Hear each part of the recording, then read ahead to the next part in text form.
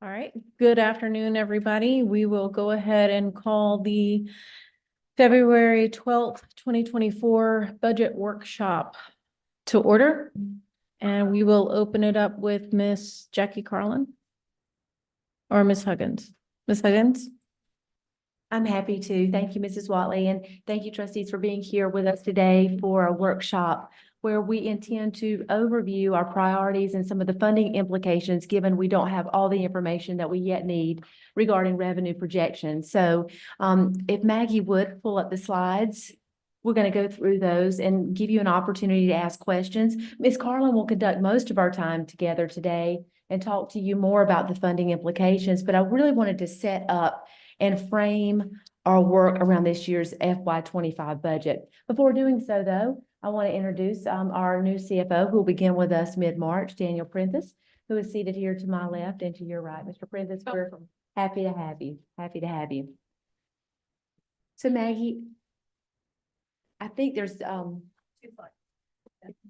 yes, ma'am. There you go. That's perfect.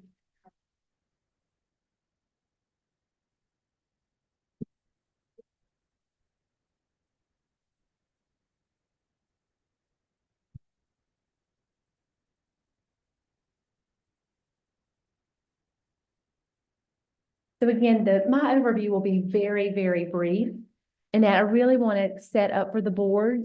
This is, for most of you, certainly Ms. Waters has had more opportunity in her past service on the board to go through budget cycles. But for most of you, this will be your second budget cycle. You've got a year under your belt.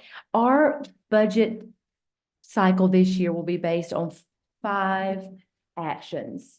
And I think it's really important for us collaboratively to start with a big goal in mind. First, our budget is going to be based on sustaining academic gains. Number 2, and we're going to go through each of these very briefly so that the information Ms. Carlin, so that you have a framework for the information that Ms. Carlin will share with you later. Number 2, we're going to increase support for all students in this budget cycle. Number 3, we're going to maintain effective programs via ESSER. 4, increase school autonomy and principals' decision-making in how they're funded and how they use their resources. And at the end of this, we'll work with Mr. Prentice and Mrs. Carlin and their teams to develop a 3-year financial plan that's aligned with our goals as a district and the work that we've done with students. So number 1, Maggie, thank you. Number 1, sustain academic gains. Very briefly, if you see on the screen, over the course of the last 6 years, how our students have fared in regards to their achievement, not their growth, but their actual achievement in ELA and math. You'll see here that last year, our students had record-breaking gains, and something that throughout the history of my time in Charleston, we haven't really experienced, with almost 61% of our students scoring meets or exceeds on ELA and nearly 51% on mathematics. Again, our budget conversations starting today in the public view will be geared toward how we sustain academic gains. The collaboration between Bridgeview and Calhoun Street and the multiple other places that our folks work, including the schoolhouse. Number 2, our budget is going to be based on increasing support for all students. I think it's really important for you as trustees to know and understand, and the public that is viewing, that nearly 40%, I think it's 38.5, 38.6% of CCSD pupils in poverty are in schools that do not receive any Title I funding. Most people don't understand that. Our total enrollment is 46,000. Our number of pupils in poverty, a little over 20,000. And our total number of pupils in poverty not in Title I schools is nearly 8,000. On the next slide, you'll see here how this is broken down in several of our high schools. None of the schools on this, several of the schools on the screen don't receive Title I funding. West Ashley High School has a population of nearly 1,800. I've shared this with you. I shared it with the Audit and Finance last week. A population of approximately 1,800, and nearly 1,100 of those students are pupils in poverty. Wando has 467 pupils in poverty, more than some of our other high school populations, in fact. Baptist Hill, 449 pupils in poverty, Beckham, 361, Military Magnet, 341, and Burke, 334. Maggie, we'll go on to the next slide. It's important for you as trustees and the public to also realize something that many of us inside the system don't always recognize, is that a third of our students go to school in North Charleston, a third in Mount Pleasant, and the other 6 constituent districts host a third of our students combined. So as we approach this budget cycle, we are going to be focused on making sure all students have support across the system. Because we know that our data tells us that in regards to student achievement, our student groups perform at lower rates than our white students. And so that's why it's important for students across the system to be supported financially so that we're not ignoring groups of students. We talked about this last week a little, or week before last, in Courageous Conversations About Race, a 2-day professional development that we had here at the central office, that when we look at data, it's sometimes apparent to us here in Charleston that some of our students of color, for example, perform better at schools where they're surrounded by peers that look like them than they do at other schools in more affluent areas. And so again, it's going to be important for us this budget cycle to ensure that students across the system, despite their needs, are supported. Maggie? That includes student groups, particularly multilingual learners. This student group is growing at an increased rate, and you'll see here that the population is highly proficient in North Charleston. So this year, again, quicker than any other student group we have, our multilingual learners are growing. And so in this budget cycle, Mrs. Carlin has been working with us to determine with members of her team how we might prioritize the needs of multilingual learners, because again, given 2 slides ago, that student group tends to underperform compared to its peers. Maggie?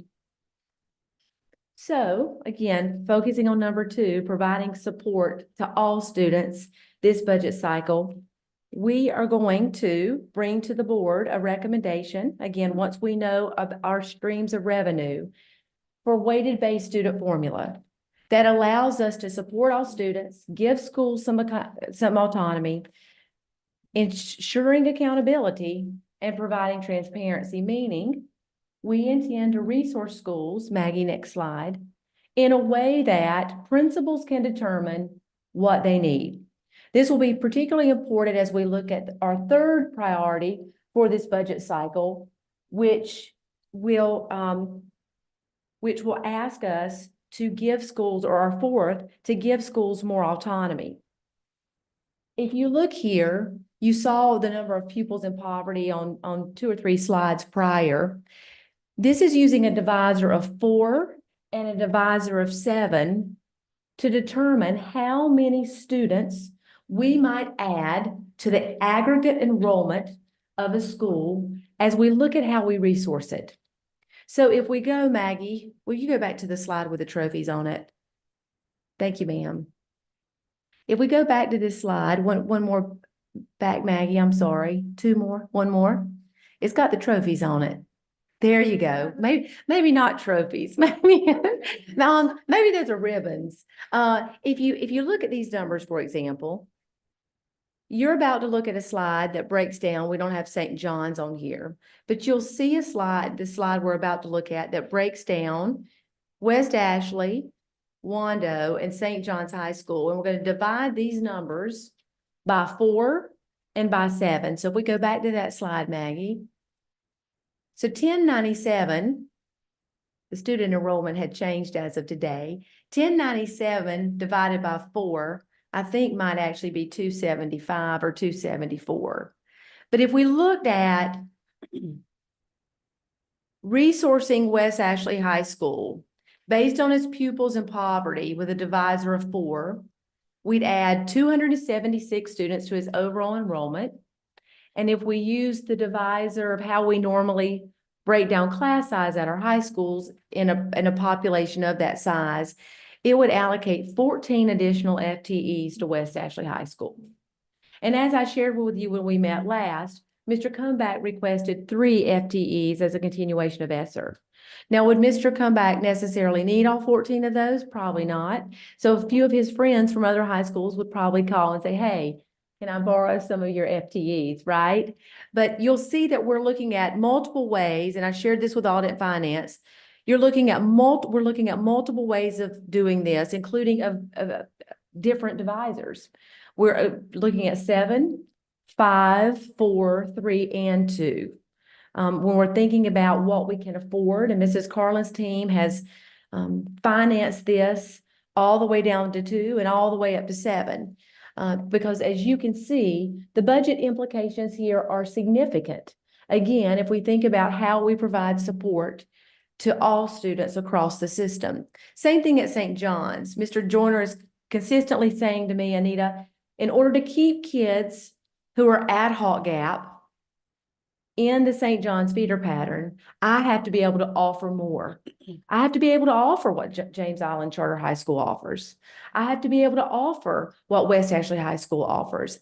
And in places like St. John's High School, principals are typically, as a former high school principal myself, when schools have fewer populations, principals are often forced to only add singleton courses, meaning I have one section of honors algebra 2, or I have one section of calculus. And so it prevents students, it limits their availability, it limits their access. It limits their access to other courses that are scheduled at the same time. It also limits their access, Dr. Temple, as you and I discussed last week, their availability to travel to the Center for Advanced Studies. So we're looking at ways, creative ways, to resource schools this way.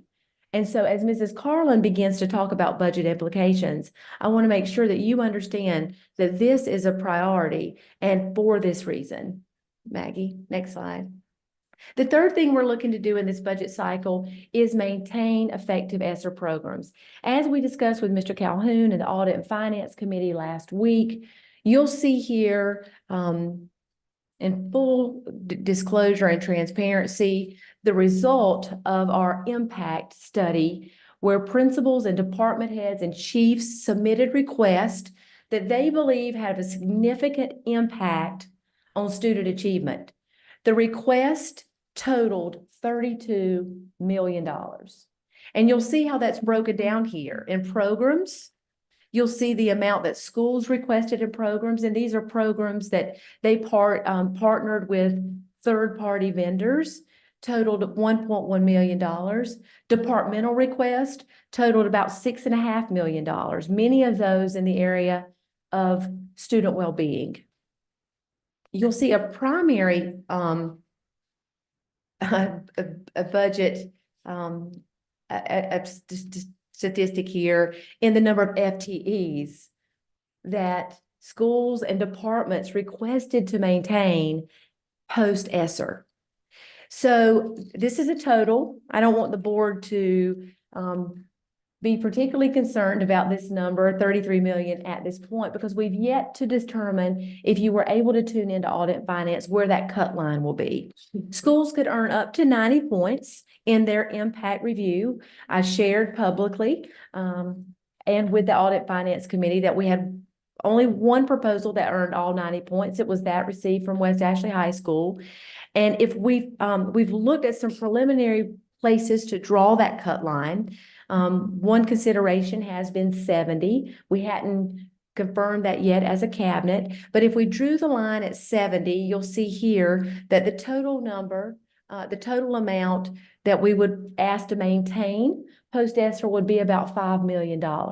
So we have it, again, we acted it transparently. The request from Mr. Calhoun and Mrs. Roberson was, please bring us the information, share with us what has been requested. If you haven't had a chance to review the deck from Audit and Finance, you'll see these things very detailed on that deck. And again, I want to thank Mrs. Carlin's team, Mrs. Simmons's team, and our associate superintendents and Mrs. Roberts for their work around that. So again, first and foremost, we want to maintain student achievement. Secondly, we want to make sure schools have the support that they need, and neighborhood schools have are fortified to the greatest extent that they can be. And then third, we want to maintain what we believe to be most productive out of ESSER. Number 4, Maggie, will be to increase school autonomy. With these resources, you saw the exponential amount of FTEs that were requested from schools. They will be given the opportunity to maintain what they believe to be important. Some have requested math interventionists, for example. Some have requested teacher coaches. Some have requested social workers. But 86 schools and programs, of 86 schools and programs, there's not one thing that all of them have requested.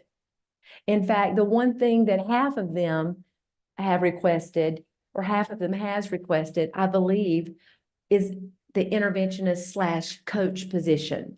So again, number 4 in this budget cycle will be to increase school autonomy, giving them more ability to determine how they use the points that are given to them on top of what is normally allocated, and then holding them accountable.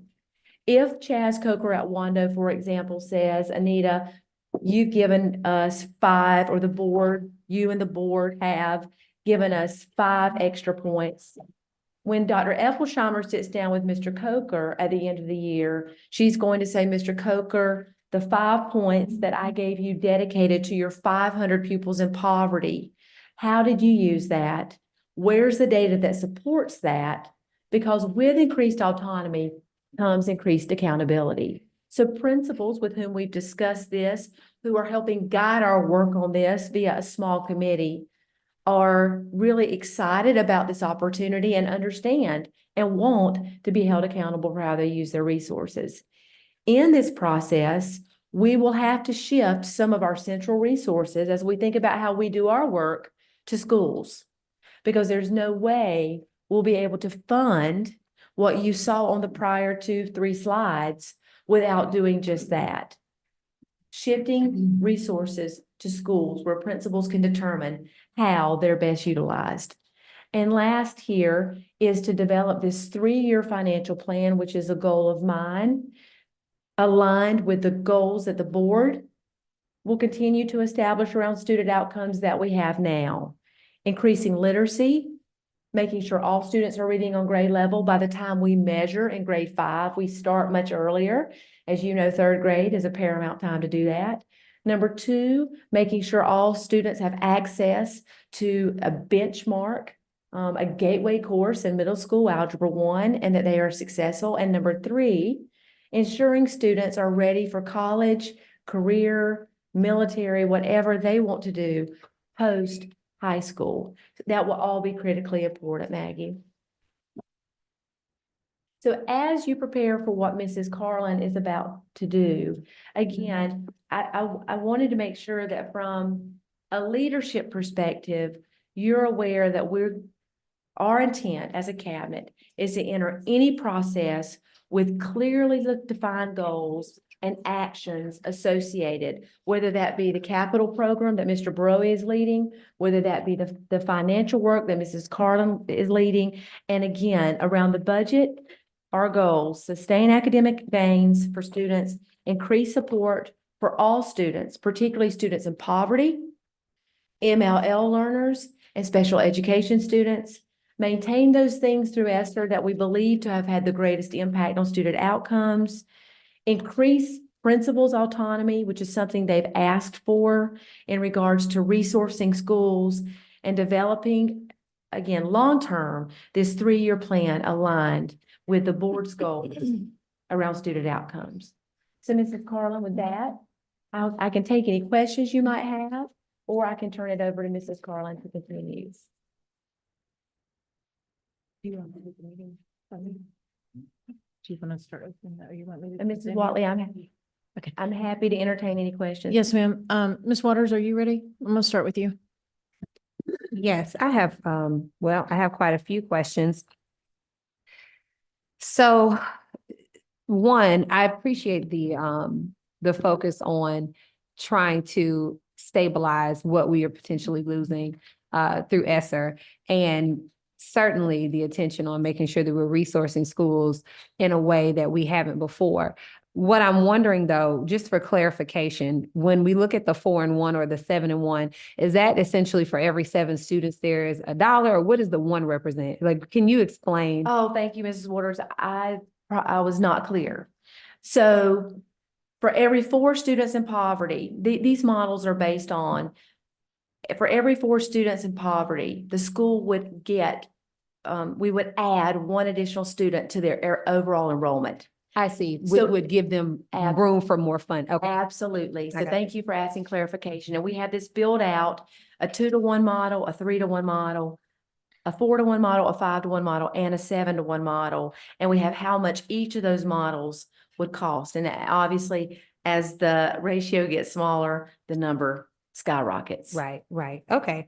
So when it comes to the ESSER funding, I know that there was a presentation in Audit and Finance. I did not watch Audit It's and okay. Finance. It was So, long. so I'm going to ask, in terms of the rubric, this scorecard of 70 points, 90 points, et cetera, what was in that rubric? That's a really good question, Mrs. Waters, and I don't think we can bring it up. There were various pieces in that rubric. It asked about the initiative's alignment with the board goals. Okay. It asked to measure the effectiveness of whatever the requester is requesting in regards to student achievement. It asked pieces that there were 5 or 6 different categories. And what I'll do is, how many students are impacted, Mrs. Simmons?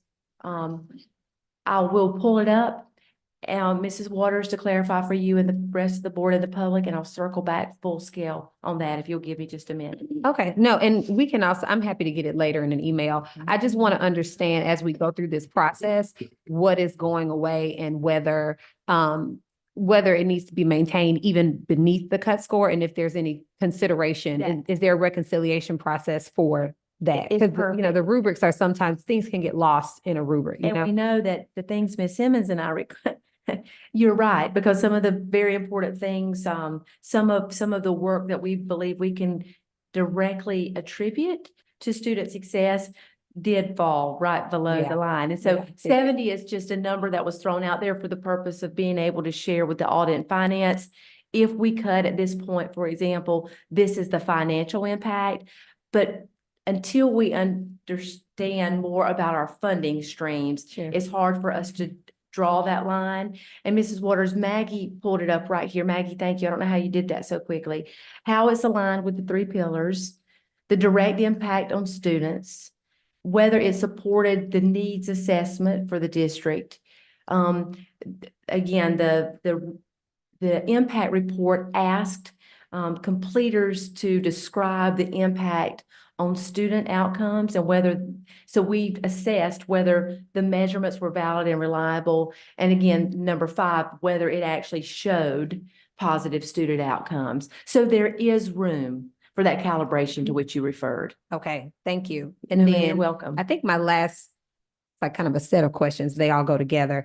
When it comes to giving more autonomy to schools, which I'm, you know, theoretically in favor of, and I realize it needs, you know, the people closest to the work generally can inform the work best. What I'm concerned about though is capacity to really understand the bird's eye view and how it aligns to goals. And so what is the collaboration between central office and these principals to help them grow in their capacity to make these assessments, because they've not been asked to operate at that level before? Mrs. Waters, as always, your questions are spot on because we don't want to create a mess, for lack of a better way to describe it.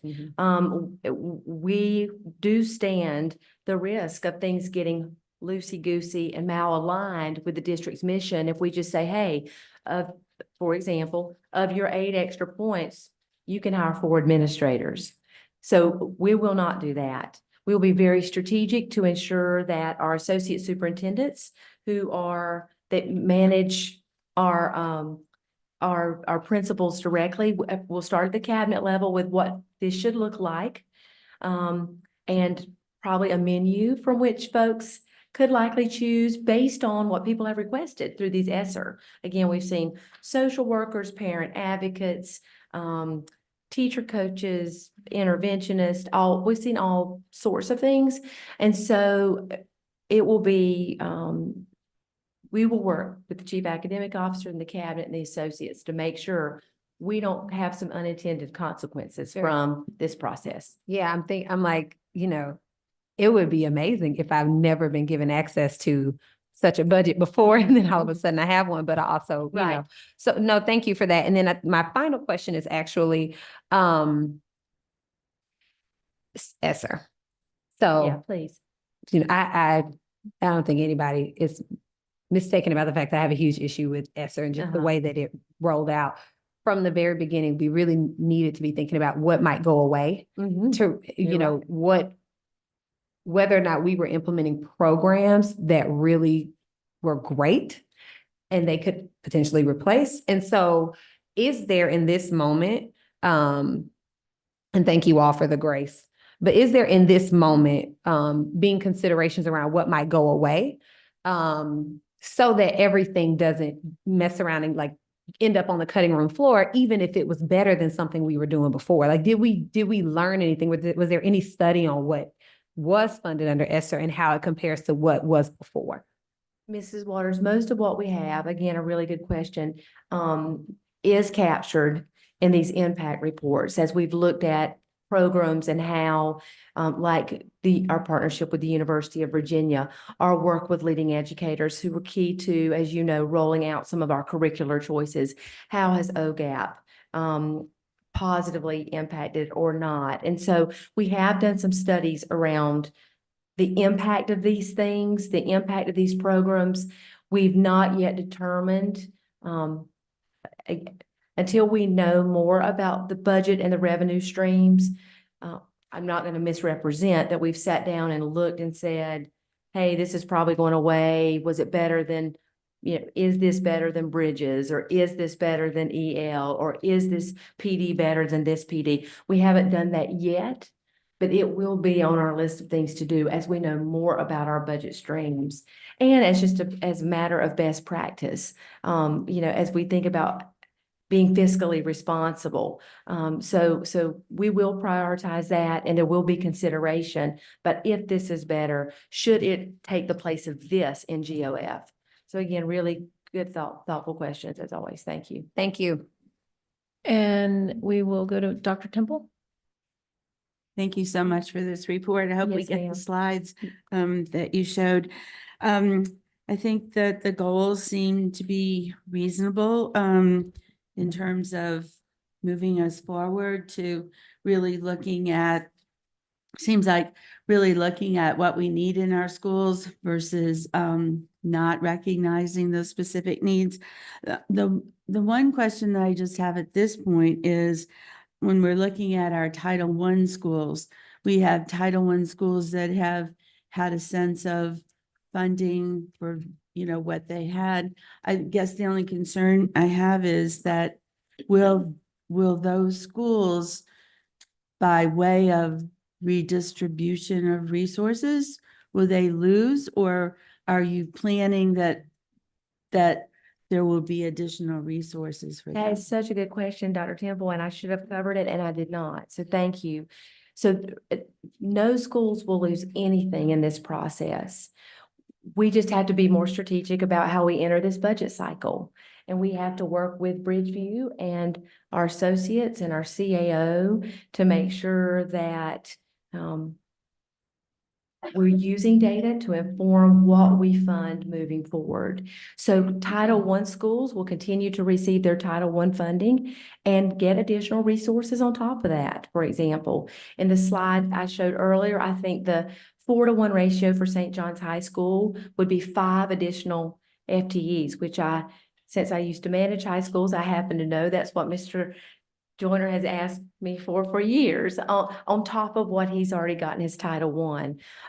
Our CIS schools will continue to receive those funds as well. So schools won't miss out on resources through this process. They'll actually gain more.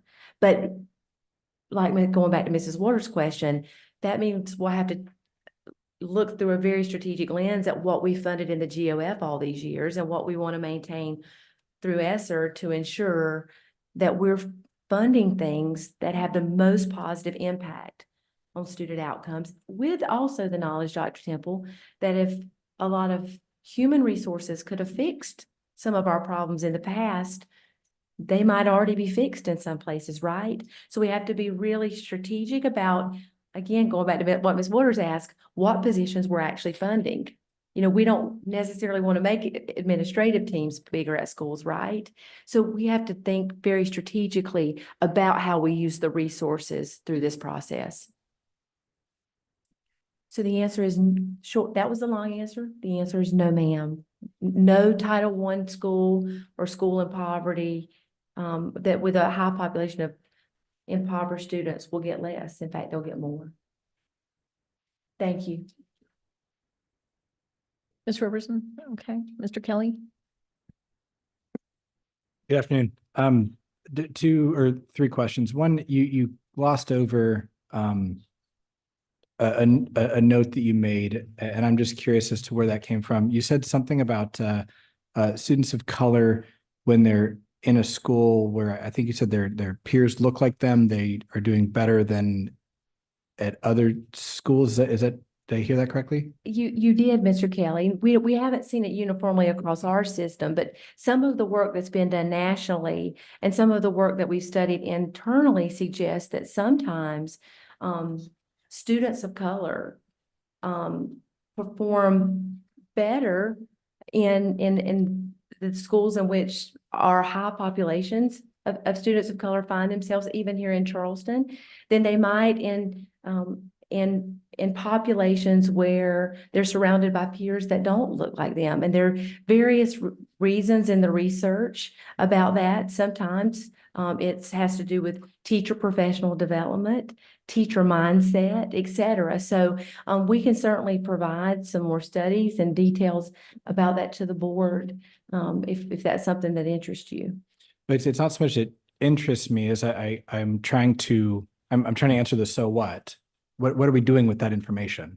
So that is a good question.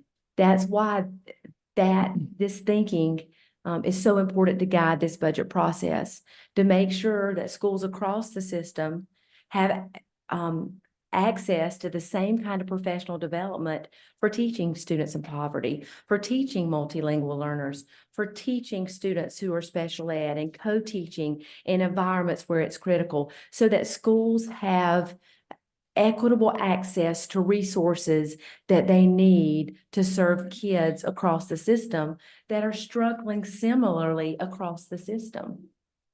Does that make sense? It does. Yeah. Okay. Thank you for that. So specific to the scoring rubric that you used, Yes, sir. somebody had to make, okay, this is a 7, this is a 4. Yes. What was that the requester themselves that graded that? Oh, that's another good question. So we had 8 teams of 3 professionals that came down and through a process, sat in a room as a team and reviewed all of the proposals and rated them on the rubric. It wasn't the requester himself or herself, but it was a team of a school-based leader and someone from the central office, along with a chief level or an associate level leader who helped guide the work. So it wasn't the requester himself or herself, but instead a team unattached with that proposal. Or Okay. unattached to that proposal. Yeah, understood. The last one, the metric of the 7 to 1 and 4 to 1, the idea of adding to the enrollment numbers, perhaps it makes sense in the central services model that we're running. I'm curious as to why we would use a pupil head number versus a simple dollar number. And I guess the second half of that is there an impact to state or federal funding when we artificially inflate the enrollment? Or is that only coming from us on those additional numbers? Great question. So we would continue, great two questions. I'm gonna get the second one first because I think it'll be easier to answer the first one. So we will continue to fund schools per the DMP, the Defined Minimum Program, which is how South Carolina tells us we have to fund schools.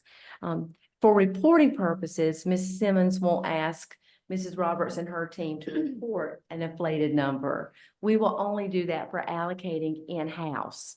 And allocations are based on student enrollment. So that's the easiest, cleanest way for us to be able to say how we would allocate additional resources to schools. Acknowledging that, we would still only report an accurate number to the State Department of Education and to whomever else we report. So Understood. thank you for those. Thank you. Thanks. Are you done? Yep. Mr. Grabowski, Mr. Calhoun. Yes, thank you for this. Most of my questions will go towards the funding side. Carlin's presentation. However, I would like to, and I'm glad Ms. Waters asked about the checks and balances of it. But can you explain a little bit how it was done prior and years prior, and then how we're changing it over to now, basically? I'm thinking about the giving the principals more. Thank you for that. Thank you for that, Mr. Calhoun, and the opportunity to explain a little more. Prior to this process, which is again, it would be a recommended process and something that the board would certainly have to approve via approved budget. We allocated to schools out of Mr. Baroi's office, the future planning, the real estate office, projected based on trends in the community. How many housing developments are going up, what kind of transient population we see, et cetera. And so we only funded, going back to Mr. Kelly's question, based on the DMP, the Defined Minimum Program for schools. And so up until now, principals complied with that. But increasingly over the last couple of years, in our work, Mrs. Simmons leading elementary schools, me leading high schools at a point alongside Dr. Williams. Dr. Williams leading middle schools. It hadn't, it's not foreign that Dr. Williams would call and say, listen, Anita, at Camp Road Middle, we've got X amount of students in band, and that's too many for X, Y, and Z. Or Mrs. Simmons or Dr. Swearingen would call and say, hey, Anita, they really need a STEAM teacher at James Island Elementary. Here's what they have. Or I talked to Jermaine and he'd say, Anita, I don't have an AP Lit class. And so I then call Miss Carlin and say, Miss Carlin, I won't even look at her because she's going to start nodding her head. I'd say, I need an overlay. And overlays in the past have been part of a process that's crippled our system, because it's put us in, and Mrs. Carlin will probably say tomorrow, you did listen all those times I was telling you. It's put us in positions in the past where we've had trouble, we've worked from a deficit, right? And so this process allows us to, on the front end, say, here are your resources, here's how we're going to hold you accountable. Now let's see how students grow through this process. And so there wasn't this flexibility in the past, Mr. Calhoun. It was more of a principal, you go to your level leader or your associate, and, 1 out of every 4 times your request may make it through. Not because the associate didn't lobby for it, but because the budget limited it. So we have to start almost in not a zero-based budget, but we have to start thinking about that on the front end if we're really going to resource schools and fortify neighborhood schools the way they need to be fortified. Because Jermaine will tell you, hundreds of children that leave Hawk Gap go to St. John, go to James Island Charter and go to West Ashley High School. Because, and Jermaine, contends, and I think there is a justification to this, that some of that is based on what he can and can't offer. So we have to start on the front end of that, Mr. Calhoun. So thank you for asking that question. Right, and with that, as far as the ESSER is concerned, do we have a break, and particularly think about the impact reports, do we have a breakdown by district? Of which of those impact reports fell up under the 70? So say, yes, I know West Ashley did great with the 90 up top or whatnot, but we wouldn't want, North Charleston Military Magnet and Stall all have their programs that fell within the 40-50 range, or, St. John's and Baptist Hill, they all fall within the 40-50-60 range and they get cut off. And next thing you know, we see most of the programs that came through are going to West Ashley. Great question. Fortunately, members of Mrs. Simmons' team, with Mrs. Roberts, who's on Mrs. Simmons' team, they aggregated this spreadsheet in such a sophisticated way that it can be disaggregated by which group reviewed it. We can add a column for constituent districts if we wanted to do that. It can be aggregated most any way or disaggregated in most any way. So yes, sir, we can add that column. That's all I have for now. Thank you. Thank you. Miss Bailey. Yes, I have, good evening. I have one question. You talked about shifting central office resources to schools. What would that look like? Thank you for that, Ms. Bailey. Our chiefs right now are looking internally at how they're structured. With Ann Clark, she works with the University of Virginia, UVA. She's the former superintendent at Charlotte Mecklenburg. And they are working independently and individually with her to look at their divisions, how they're structured, to see A, what they need, and B, how we might be able to work more strategically to support students. So it may be that there are centrally managed resources that would be better resourced to schools. I don't want to send anyone in the public in a tailspin by just calling out positions or such, Mrs. Bailey, but I could talk to you more one-on-one, and any trustee that's interested in this one-on-one to talk about how some centrally allocated resources, we might think about them being resourced to schools for principal utilization.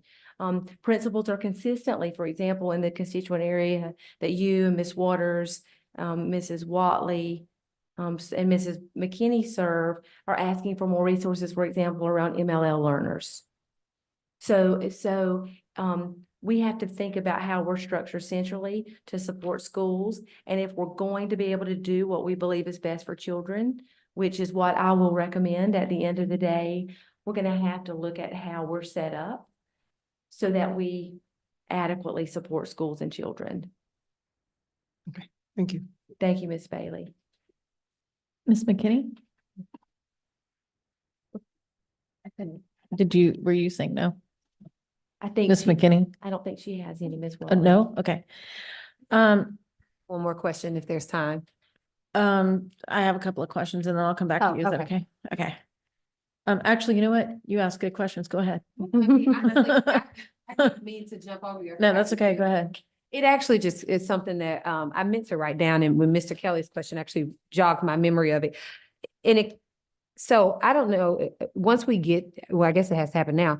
There, in my mind, that research that you talked about is, I mean, it exists, and from an Yes, ma'am. experiential standpoint, students do better in affinity spaces, but it's not because they have to be in affinity spaces. It's That's right. because the people in the spaces have a value for who they are. And so one of the concerns I do have, because not just my own personal story, which but many people in this district have stated, many parents who look like me have said, my child's never had a teacher that looks like them. And there's so much benefit to having a teacher who looks like you. One, teachers are authority figures, and so they start to not see themselves as being able to be in positions of authority if they look around and nobody who's in a position of authority looks like them. And then all of the other things that all of your studies have brought up. And so the question is there going to be a consideration around the allocation of teachers, principals, et cetera, as you go into this process based on that research? If the money calls for additional FTEs, is there a consideration around who is in that building learning and who is in front of those students teaching? I think there has to be, Mrs. Waters, again, a really good question. I think Mr. Brigman and I have discussed just that, the need for high quality teachers and leaders and central staff leaders of color who can influence children and strategies around that. And it's a part of my goals for whatever time I'm serving, to do just that, to increase our diversity in our pipelines and our career ladders that encourages the success of men and women of color. Thank you. So I forgot to write down some of my questions, and so some of them have slipped my mind, so I'll circle back to you. I'll take you up on your Please one-on-one. I will ask though, we're talking about teachers and your ratio and perhaps getting more teachers. So those teachers, where would they come from? Will they be new hires, or will they be already within the district? Good question, Mrs. Watley, because Mr. Brigman had scratched his head on that same question. So we would have to recruit with a very specific strategy. We would have to recruit more teachers and leaders, because we think some of the positions will be for teacher positions, but other of the positions will be for support positions like social workers, mental health coaches, interventionist. But regardless, it's an increase in people. So we will have to have a human capital development strategy around this work that is specific to this work and is about what Mrs. Waters said earlier, getting the most qualified and diverse folks in place to support children. So we won't be looking at moving people, oh, so you're a teacher at Hunley Park, we're going to move you to North Charleston Elementary. We won't necessarily be doing that at all, but it will be more of a concerted recruitment strategy. And before I go into my next question, I'm not in any way advocating for this, because this idea actually created a lot of anxiety in the community. So I just want to preface this question with that. But you use Hot Gap as an example where because they're lacking resources and having trouble maintaining kids in that coming into that feeder pattern going there. Is that kind of why there was a proposal about consolidation? And will what you're proposing affect that? And if so, how? So a proposal for consolidation on in District 9, Mrs. Watley, or District 8, I believe it was District 8, but on the Johns Island in the Islands area. so no, ma'am, I don't think I don't think that. And this was is going necessarily on an aside conversation with a previous board member that served Okay. that area. So Okay. this was the Um, proposal he wanted to do, and it created some Okay, anxiety. okay. So there's no question that smaller schools are harder and more expensive to resource. Inevitably, though, these attempts are to fortify neighborhood schools. And this attempt would be able to provide resources to neighborhood schools, not only St. John's, but there are other areas of the district too, so that we could provide Like Lincoln High. right, access and opportunity for all students. So thank you for asking the question. Yes, ma'am. Thank you. So I really appreciate the questions, Mrs. Watley, Mr. Grabowski. As far as I'm concerned now, I'll hand it over to our colleagues in finance to move forward. Mrs. Carlin. Well, Maggie will bring back up the PowerPoint of the multi-year that we're going to talk about. So this is our updated 3-year financial plan. I have to preface, these are very early projections based upon what we know now. We summarized this even more so it would all fit on one page. And I'm sure you're already noticing that this is different than what we presented at Audit and Finance Committee. One of the things that came out of Audit and Finance Committee was, let's look at using fund balance in lieu of a huge millage increase the first year and for FY25. So we took that, Mr. Kenny and I took that, and we started working on this last weekend. So the first two Ms. columns. Carlin, I'm sorry. Mm-hmm. My eyes are not good enough for this. Is it possible to get this have- in email? You have, yes, you have a hard copy. Okay, Yes. disregard, I'm also dumb. No, sir. And Ms. Carlin, can I also interrupt you real quick? Ms. Huggins, The slideshow that you gave us, would you mind sending that to us in an email? It should be in board docs, and if it hadn't been uploaded. I didn't but- see it. But I'll be glad to send it to you right now, and Okay. I'll share it with you. And if it wasn't in board docs. It we wasn't in mine. apologize. Apparently, Mr. Kelly got it, but I didn't get it. We apologize. We'll make sure it's there. I'll share it now, and we'll, All right, so thank that you. have Sorry, Ms. access Carlin. there. Which, thank you, Mr. Kelly. That reminds me. So there was some supplemental information that's included. I gave you hard copies that we wanted to spend time during this meeting on the weighted pupil funding and not go through all of the typical budget versus actual for fiscal year 24. So if there's anything in that supplemental information you have a question about, please feel free to email me or give me a call and I'll be happy to answer those questions. So getting back to the most recent updated three-year financial plan as of today, February 12th, what we tried to do was summarize this even more so that it would fit on one page just for better clarity. We, on the far left side for projected revenues and projected expenditures, we combined certain scenarios like, and local revenue sources. That's our largest piece of revenue along with state. And so all the other ones that we normally list out, we just combine those under other sources. If you'll notice under projected expenditures, we combined salaries and benefits. We combined purchase services and supplies. We combined other expenditures, which were the small categories beneath the supplies. We kept transfers separately by itself. And you'll notice that we have three new lines, ESSER sustainability plan, the additional school supports, and then reallocation of central office positions to schools. And so going over to the fiscal year 2024 budget line item, I went through this pretty detailed in Audit and Finance Committee. Nothing has changed since we had Audit and Finance Committee, but I would like to point out that the column where it says projected at year end, that will likely change as we do additional financial updates. So we might see a change in when we complete the January update, the February update, just as things become more and more pulled together. So we are still looking at projected revenues for fiscal year 24 to come in around $720 million versus expenditures coming in around $711 million. And so we are projecting right now that we will add an additional $8.5 million to fund balance. Even though we budgeted to use $14.4 million in fund balance, we are not going to need that at this point. So going over to projected fiscal year 2025, we are projecting we are projected revenues to come in around $759 million. This does include a 3.3 mil increase.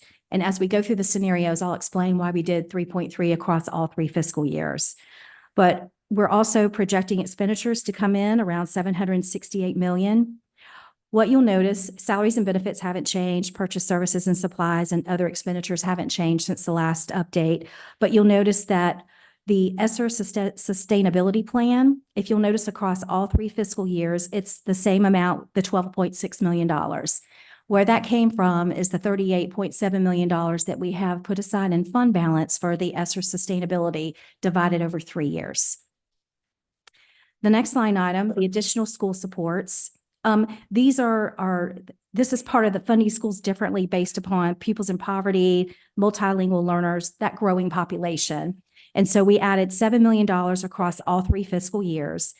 And what you'll notice is if you add the 12.6 million plus the 7 million, that is very close to what we are trying to do with the pupils in poverty 4-to-1 ratio. That's what we're trying to do, just for transparency. That is adding the ESSER sustainability plan, the 12.6 million, plus the additional school supports, which is the flat 7 million. That dollar amount equals the pupils in poverty ratio of 4-to-1. That's what we're trying to do with this multi-year and to show you how we can fund it. And then we have the reallocation of central office positions, which is the reason why that's a negative is because those positions are up top in salaries and benefits. And so if it looks like we're adding them twice. So we're trying to, just be transparent and back those down to that's the $8 million. And so the total projected expenditures for fiscal year 25 is coming in around $768 million. And so in all fairness, we're backing down the use of fund balance for the ESSER sustainability, which is the 12.6 million that we just talked about. And we're also looking at revenues coming in over expenditures by about $4 million. That is helping with the 3.3 mil increase.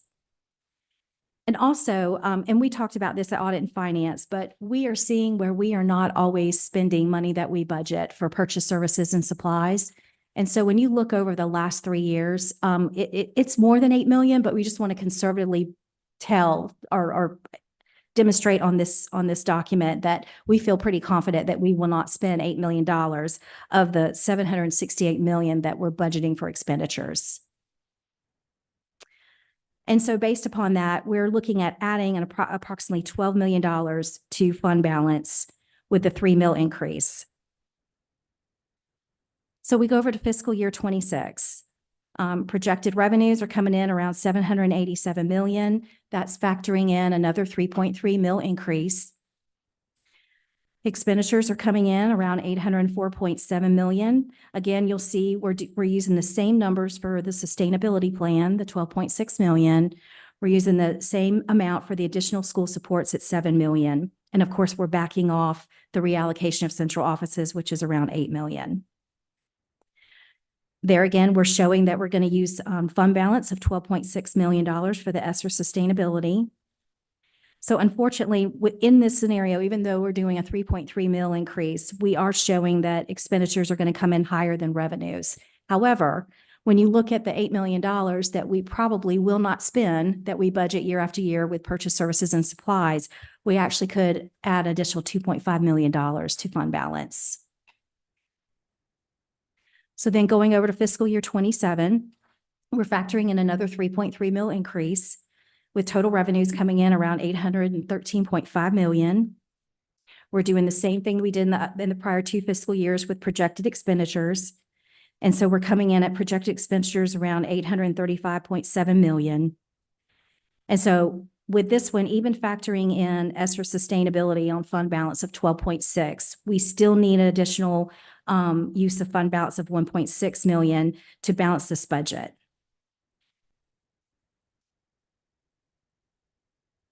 And so with using fund balance, the projected fund balance is going to drop down to about 169.8 million. And so that number will be consistent if we are able to do a 3.3 mil increase across all 3 years. If we look at something different, the millage increase for fiscal year 27 grows if we don't keep it the same for the 3 years.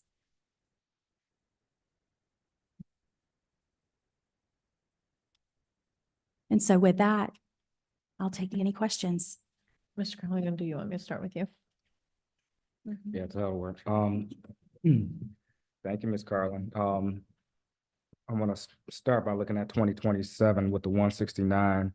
What will our 1 month reserve balance be at that point? I think right now it's at 144. What's our minimum fund balance we should be having right now? I think it's 145, 144, correct?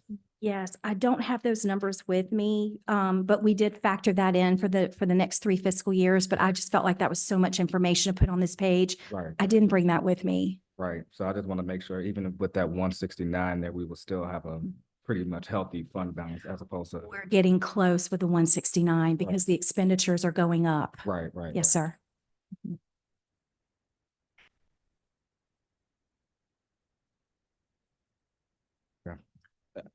Can you come back to me? I gotta think. Ms. Roberson, would you like to go next? The salaries as is, no increases? Oh, no, ma'am, no. So the way that we factored in, you want me to go through each fiscal year, just so it's clear? Okay, so for fiscal year 25, we assumed, I have to use that word, that what we assumed in these multi-years is a teacher salary increase of $2,500 plus a step. That would bring the teacher starting salary to $50,646. For 26 and 27, I'm sorry, let me back up. For non-teacher salaries for fiscal year 25, we assumed a 2% cost of living adjustment and a step. We know it could be more than that, but that's what we just wanted to go ahead and factor in now so we could get some numbers down and start looking at where we are. So for fiscal year 26 and 27 for teacher salaries, We assumed a 2% COLA plus a step. And the same for non-teachers. We assumed a 2% COLA plus a step. That is typically how we budget salaries going out. And so, What did you say the teacher salary would be in 2025? so for 2025, we've assumed a $2,500 increase plus a step. And that would bring the starting teacher salary to 50,646. Hang on. While we're staying on that subject, or do you want to? Ms. Roberson, are you done? Okay, I was going to come to you next. Yeah. Okay. Go ahead. So the 2,500, the revenue from that is coming out of the projected revenue, or is that from what the state's now talking about as being a supplement potential? We have not received any data, like any concrete data about that for our school district. So we factored in a state revenue increase of approximately 3.81%. We were pretty conservative with the state projections. And that's across the board? Yes, sir. 3.8, 3.5, 3.5 Well, I for mean, all 3 across the fiscal board for all years. teachers. Oh, I misunderstood you. I apologize. Yes, sir. And so how does that factor in against all of our pension planning and everything? It's already factored in. Already- Something good about the retirement rate, it is not going to go up. Remember, it's been going up 1% year after year, and that adds about a $3 million price tag to our expenditures. We're not seeing that, or we're not going to see that for fiscal year 25. It sounds like it's finally going to stop. What we are seeing is a pretty significant increase in health insurance. We're not sure how the state, or if the state's going to fund that. So that might bring us additional revenues as well to help cover that health insurance increase. So right now, we're funding in the health increase just based on our projected revenues without the state support. Yes. You're done. And I'll talk in the next couple slides of things we're missing that will help us answer some of these questions y'all are asking as well. So this, go ahead, Mr. Sorry. Roberts. That's okay. Slow. I know Mr. Calhoun's brought this up, and I think Mr. Roberson's brought this up too. It's one of the main goals was our non-teachers increase rates up. Have we even considered that or looked at what we could do? Mr. Brigman, you're going to have to correct me as to where we are. I thought we were, 90 something, and we were trying to get up to 98. So that is not built into these multi-year, but that doesn't mean that it won't be on a future budget scenario as we start looking at things like that. Because I know that was one of the main priorities, and Yes, sir. And we also have a group of principals and other leaders that are looking at school support, hourly staff as well. That was kicked off a few weeks ago. So I did give Jackie information for a placeholder in the budget, assuming those positions might see an increase in pay as well. But I don't think that's captured yet by you, right? But I did share that data similar to what I sent you all. Mrs. Roberson had requested after the meeting with the teacher compensation group. because I know, we did the teachers last year, but it just seems like the priority once we went into that was to go for the non-teacher rate. So when I see the 2,500, I'm thinking like, well, I know if the state comes through with, we hope Right. that we should be kind of like focusing on that other group first. Yes, sir. And one other piece, last year, the board added up to step 40 for teachers. So we're looking at increasing steps for our non-teachers as well. So that hasn't been captured yet. Mr. Grabowski, just to summarize that, school-based classified staff, it is certainly a priority in this budget cycle. All right, I'll start at this end. This time, Ms. McKinney, do you have anything? Ms. Bailey? Thank you. The overview is wonderful. My question was Mr. Calhoun's to make sure that fund balance is protected. So Yes, ma'am. You just answered mine with the classified staff and the other staff getting raises. So, yeah, your answer. Thank you. All right, Mr. Kelly? I've got a couple for you here. I think I heard part of it, but I'm sorry, I got distracted, some of the conversation. The targeted fund balance, I know you've told us in the past, I don't recall what that, I know it's 3 months. What's the actual number? I did not bring that with me. Hold on a second. Well, you said we're getting close with the 168. Were you saying we're getting close to that? Like To we're the getting close to too required. low? Getting close to the required fund balance. Unfortunately, I did not bring that with me. I apologize. But I know whenever we were good for 25 and 26, meaning we were probably 10, $12 million away from the requirement. However, I noticed when we were looking at fiscal year 27, I think we were within 5 or 6 million of the requirement. Now, the requirement is only 1 month though, right? But we're targeting 3. There's a formula, and it's actually the average of the last 2 years' expenditures divided by another formula. And so we have all that built into our Excel spreadsheet. And so Can't be simple, can it? never, never. Okay. Other one, what you said there's this $8 million that we keep budgeting for and never spend. Yes. So I think the obvious question is, why do we keep budgeting for it? A lot of times it's just like, for example, we might assume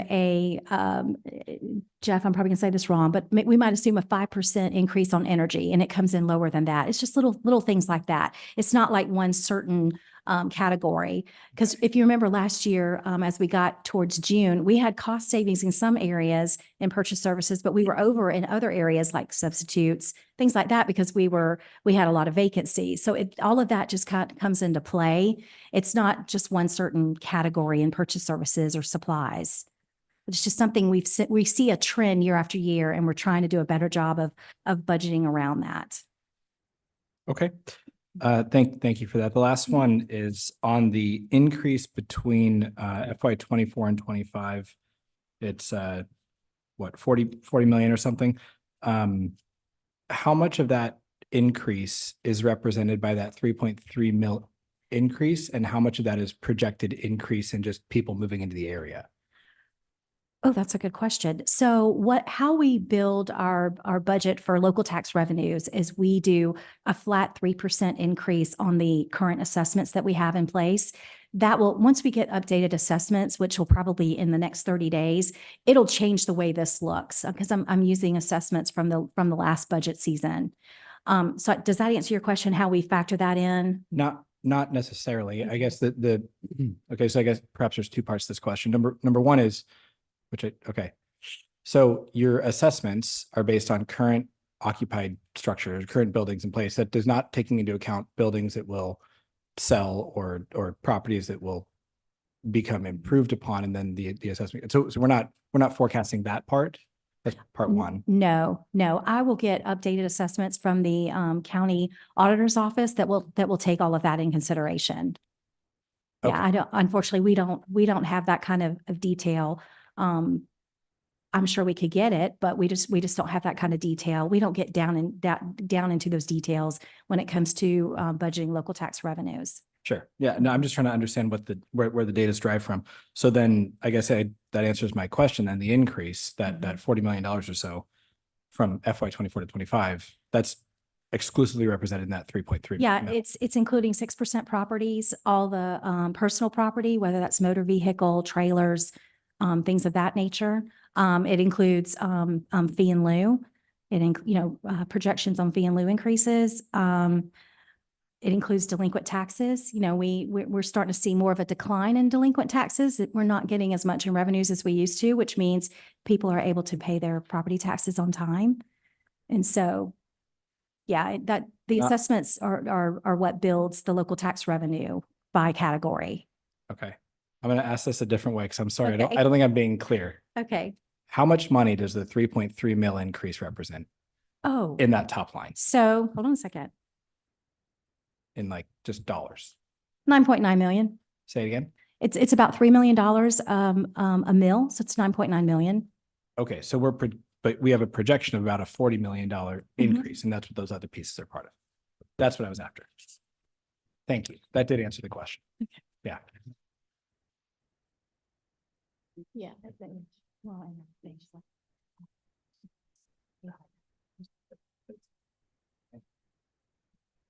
Ms. Carlin, are you ready for me to move on or are you gonna, I'm good. you're good? Okay, Mhm. Ms. Dr. Tim. Ms. Roberson already went.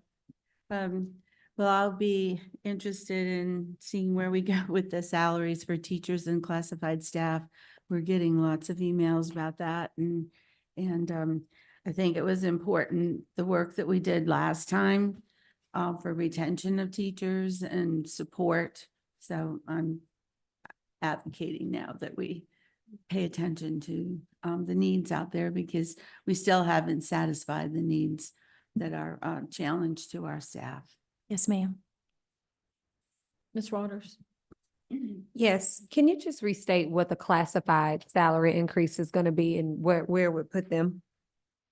Well, our assumption for 25, fiscal year 25 is a 2% cost of living adjustment plus a step. That's equivalent to about $5.9 million, including benefits. And we're doing the same thing for 25 as well as 26 and 27 on non-teachers. That's just what we assumed in this multi-year. Okay, just because I know that with the emphasis on teachers last year, I know there were several groups that are suffering equally under the rising cost of living here. And so just want to make sure we're considering all groups as we think about salary increases, particularly classified staff and even district staff beneath the cabinet level that hasn't seen increases, dramatic increases recently. Okay. Yes, ma'am. Thank you.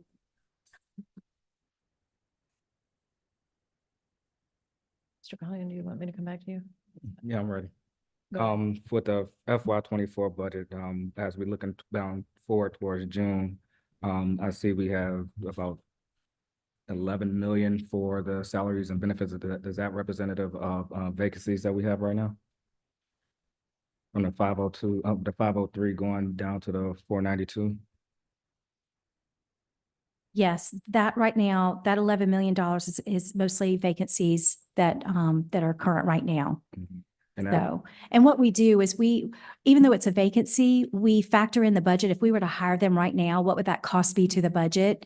So that's factored in there. But even if we don't hire that person through the end of June, it's actually going to add to that number, to that vacancy, or excuse me, that surplus number. and that's not including like ESSER vacancies or anything. That's just the GLF vacancies that we have. Yes, sir. Cool. And I know we brought this up with the classified staff. I believe right now we're at 94. Do we have a projection of if it stayed the same way it is right now, well, what 25, 26, and 27 that percentage level would be for classified staff? Mr. Cowan, you're talking about the percentage to market? Yes, sir. So in order to stay where we are now, because of cost of living or CPI, we would have to adjust with the 2% COLA minimum. Right. Sometimes it could be slightly higher, sometimes slightly lower, but that's just maintaining where we are right now. Plus an employee would step if they're step eligible. So right now, non-teachers, we moved from step 30 last year for this current year to step 31. The recommendation is to look at step 32, possibly up to step 35. Right. So with that, we were to, I guess with the next budget workshop, or when the next working draft come out, when we said we're looking to just go ahead and give a raise to classified staff, will we look at it as say, all right, we want to get everybody up to 98 or 99% or even 100% market? So there are two things going on. There's the budget projection or what we're looking at for just the salary schedule. So for non-teachers, and then there's the group that we've talked about, like our secretary bookkeepers or teacher assistants, that we're reevaluating their job description. Right. And their job description, based on the rating system we have, may tell us they need to be moved up a pay grade or two. So they will be within that salary structure that then is approved by the board. So they would see, if they're moved up, they would see the adjustment to the next pay grade as well as any adjustment of the 2% and possible step. Right. Does that make sense? Absolutely. So we did send, and I believe the information I sent to the four of you also included, and it did go out in a board update, I believe, but also included the cost to go to 98%, 99%, and 100% of market. That's something that started in 2014-15 school year. We were at 95% market, I believe, then one point. So, thank you. Um, most of my questions have already been answered, so I'll just make a comment. I feel that last year we got really in the weeds with all of these different scenarios, and so I just want to say I appreciate you giving us the ability to see a few years into the future, and giving us a trajectory to look at. One thing that I do want to ask about though is on the millage increases. Would you mind also with this budget cycle, bringing to us a monetary breakdown of cost to the taxpayers? Yes. Thank you. And that's all I have. I have one more question. Okay, Ms. Bailey? My question is, I wanted to make sure I understood this. We are able to reallocate funds where there are savings in other areas. Like say with this budget, if there's an area where there's savings and there's another area where there's deficits, we are able to reallocate money from one place to another. Yes, ma'am. Thank you. So, all right, so should I go to the next slide? Yes, ma'am. Okay, thank you.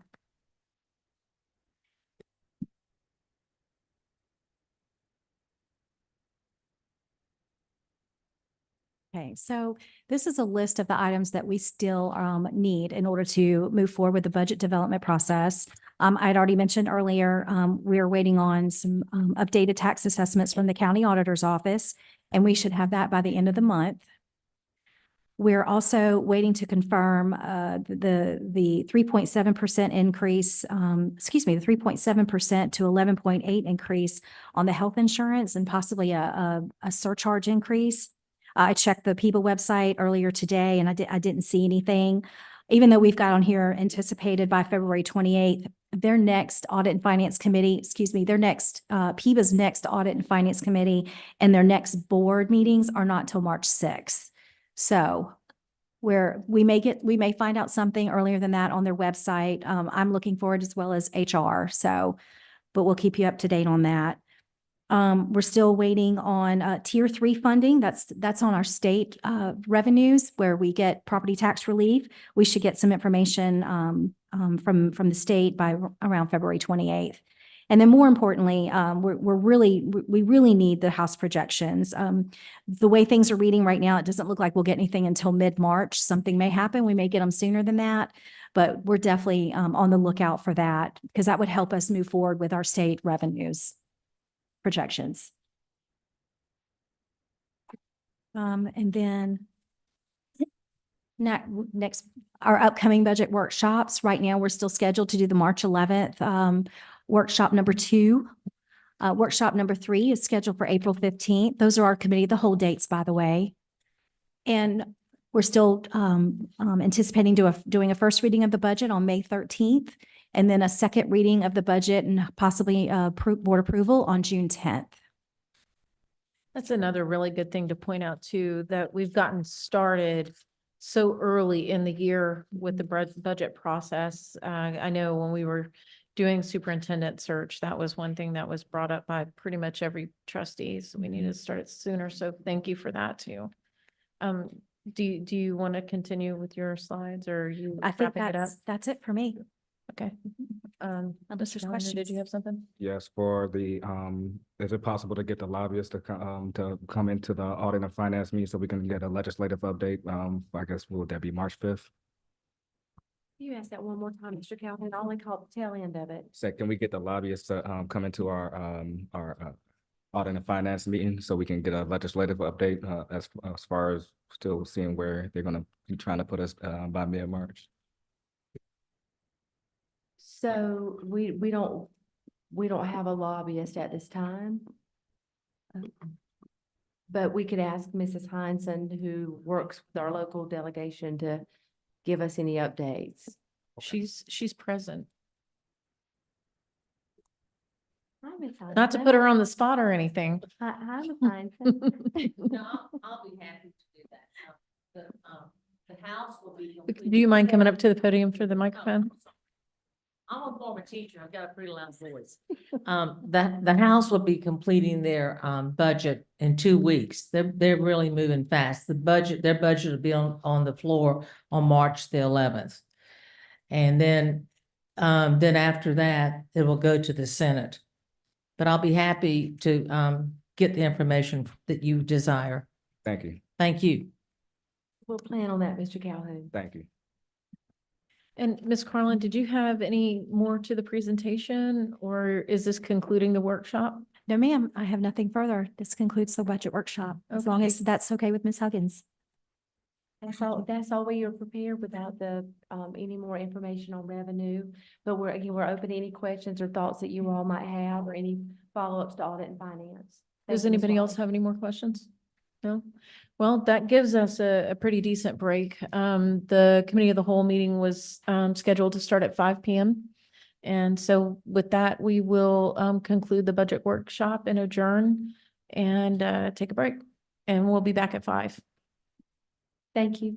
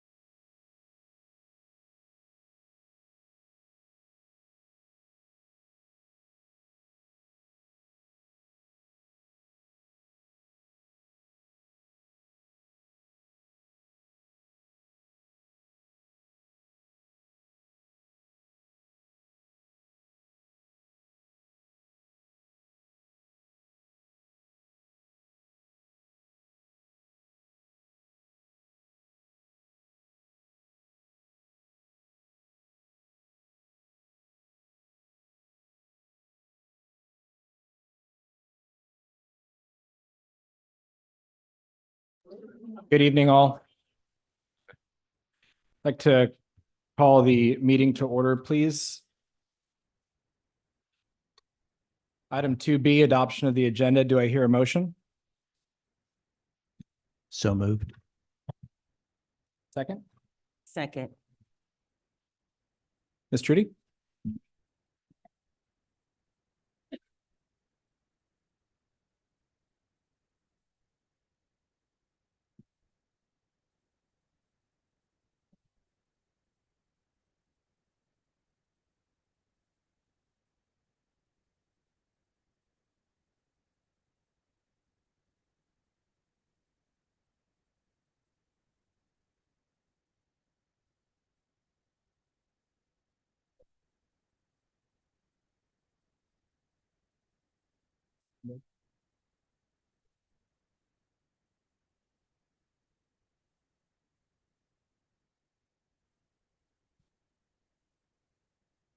The motion is, the agenda is adopted as written. Item 3A, the Constituent Board Annual Reports. Thank you, Mr. Kelly. I'm going to turn it over to Ms. Denny, who's helped manage this process on behalf of the district. We're excited to have our constituent board chairs here tonight from several districts to update us on their work. Ms. Denny. Thank you, Ms. Huggins. So we'll start this evening with District 9. Reverend Smalls Ford is the chair of District 9.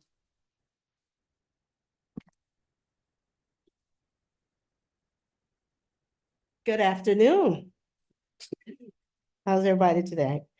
Greetings to Chair Grabowski, Vice Chair Watley, to my representative trustee, Darlene Robeson, Damaya Robeson, to Dr. Temple, Ms. Waters, Mr. Kelly, Mr. Calhoun, of course, to Ms. Bailey, and to Ms. McKinley, to our acting superintendent, to Ms. Huggins, and to our chief academic officer, of course, Ms. Michelle Simmons, and to all of our representative here for D9, to Dr. C, everyone here. And of course, to my fellow board members, my vice chair is here, Dr. Simmons, and also to Ms. Pat Klein. We thank you all for coming. We thank you all for coming. I would also like to acknowledge our other board members. That will be Mr. Leon Stoney Green, Mr. Ray Green Esquire, Mr. Jeffrey Fine, and also, is that everybody? And Ms. Monica Smith. So we would like to present tonight, looking at our report. I don't see it pulled up, so I'm glad that I have it here. So we're looking at our Charleston County School District pillars, which we know those are for rigorous grade level instruction. Pillar 2 is high quality teachers and leaders. And Pillar 3, wraparound services, which is very important to our district as it is to the CCSD district as a whole. Looking at our Charleston County School District constituent duties, we follow those very passionately and intently with purpose. Looking at our attendance zones, our student transfer, and our student discipline, as well as our annual reports. In regards to our attendance and zoning, Angel Oak right now is over capacity, which is a good thing, but then it's not a good thing because we don't have space to receive more students. And we would like to receive more students because this will help with our fundings. As we know that Angel Oak will be moving over to a new school. Once the new school, elementary school, is built, then those students will migrate over there. The students from Mount Zion Elementary School will be changing over to the old Angel Oak building. And then that school is also overpopulated. And then we have our Montessori school, which is Edith L. Frierson. Right now, we still have low attendance, but then we still had attendance of students on the wait list to get into that Montessori school. And because we had no capacity, we unfortunately lost some students. We had about 38 people on that list. And then once it came back to reach out to them, those students had already been relocated either in or out of the district. So that's very sad for us. And that's something that we're focusing on, building our Edith L. Frierson School so that will be able to grow. Because we know that with growth and with bodies in the seat, that helps toward our funding. And we do need our schools to be equitable across the board in reference to funding. We're also looking at Hut Gap Middle School and St. John's High School. All of our schools, 99% of our D9 schools are right now in a satisfactory average, a good position, with only 1%.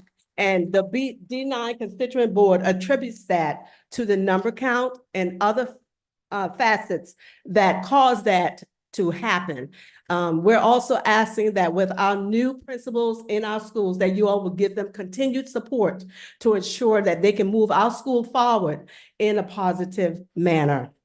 Now, we're looking at this new school. We've been concerned about the transportation, and we know that there's a link on the CCSD website that gives us all of the information regarding that. But according to our constituents, they would like to have another face-to-face meeting with an update, because we have seen so many growth and changes in the Johns Island area with new subdivisions, new businesses, and the traffic patterns are changing every day. And so we would really like to have an update on that as well. We would like to say to you that D9 is ruled, but we want you to know that we are relevant. We are relevant to the culture, we are relevant to the education, and we are relevant to CCSD as a whole. Our constituents depend on us. We are passionate about what we are doing for our district. Also, we would like to say that in zoning and attendance, when we conduct our zoning meetings, that when our students come from different places, want to come in or they want to transfer back in, we need to have the report that is accurately filled out by the parents, also reports of their discipline, because we want to make sure to bring in the best students that we can bring. All of our students are good, but we want to make sure to be able to wrap our arms around them with the services needed so that they can be successful. Also, Frierson have been asking for years now for a marker for the school. As we know, Edith L. Frierson was an equalization schools, like many of our schools in CCSD. And so that's something that they have been passionately voicing their desire for. Also, we would like to know and be informed, as we are so glad that Dr. C have been helping us with the PDP and all of the updates in regards to DOS. And so it is critical, it is crucial, it is very important that our administrators, our leaders, that they are aware of what the PDP comprise of, that all of those that are making disciplinary decisions, that they'll have a clear understanding to know that all for one is not one for all is not all for one. And so that's very important. I can't see that. I'm glad it's up there, but I can't see it from here. So I don't know, is my 10 minutes up? Okay, I have more time.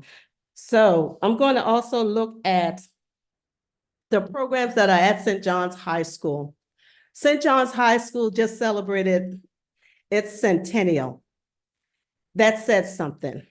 It's a staple in the community. It's rooted, it's grounded. The people in that community is rooted, is grounded. They're dedicated and committed. We are grateful that we have a new principal there, and we have wrapped our arms around him to support him, but we need support from the district as well. We want to ensure that he's getting that support from the district as a new principal. We need that support to be there. We need the sustainability factors for our curriculum. We've just been blessed from Charleston County with the new fire engine that will help us in our career pathway. And so we're asking that you all would support that program and other programs that are applicable to that area, because many students, when I worked at St. John's High School, many of them said to me, I will not go to college. I don't want to go to college. I make more money working with my family now. We're doing landscape. We're doing agriculture. We're doing things that are pertinent to our culture. And so I would like to say to you, I would like to ask you, if you can please find it some kind of way. I know it's budgetary and I know all of that comes into play, but we're asking for an equitable place at the table so that we can bring in more students for St. John's High School. I know according to those that are in charge of facilities and everything like that, that says the smaller school is harder and more expensive, but let's be equitable about across the board. And St. John's curriculum needs some addition to it. And that's my report. Thank you all so much for listening. I am Reverend Gertie Ford, D9 Chair.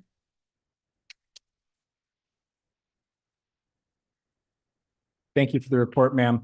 Just as a procedural, from a procedural standpoint, I'm going to turn it over to the constituent, to the board member rather, who represents the district, and then open the floor for anyone else who might have questions. Thank you. Thank you. Reverend Smalls, thank you so much for such a detailed report.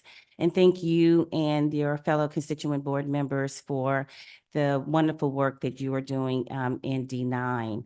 I love what you said, rural but relevant. It is so true. I look forward to this administration. I am 75 Calhoun. As Mr. Barori always know that I would say that funding for the frigates is just as important as it is for the carriers. And so I look forward to D9 receiving their proper allocations so that you can move forward in doing the things that's necessary.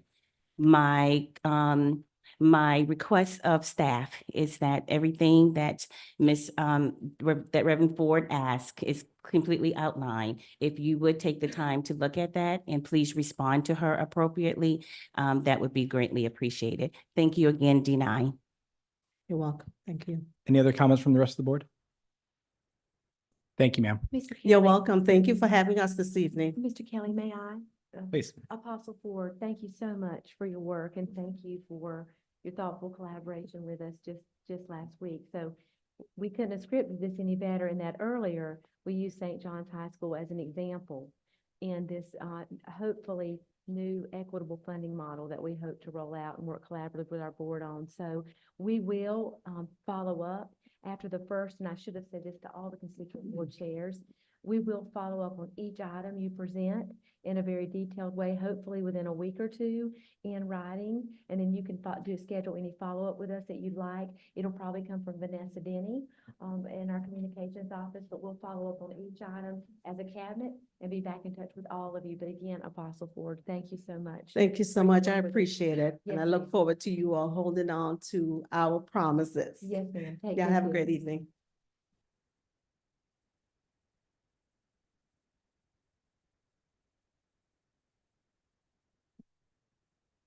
Next, I'd like to introduce Constituent District 10, Chair Rodney Lewis and Vice Chair Joy Brown.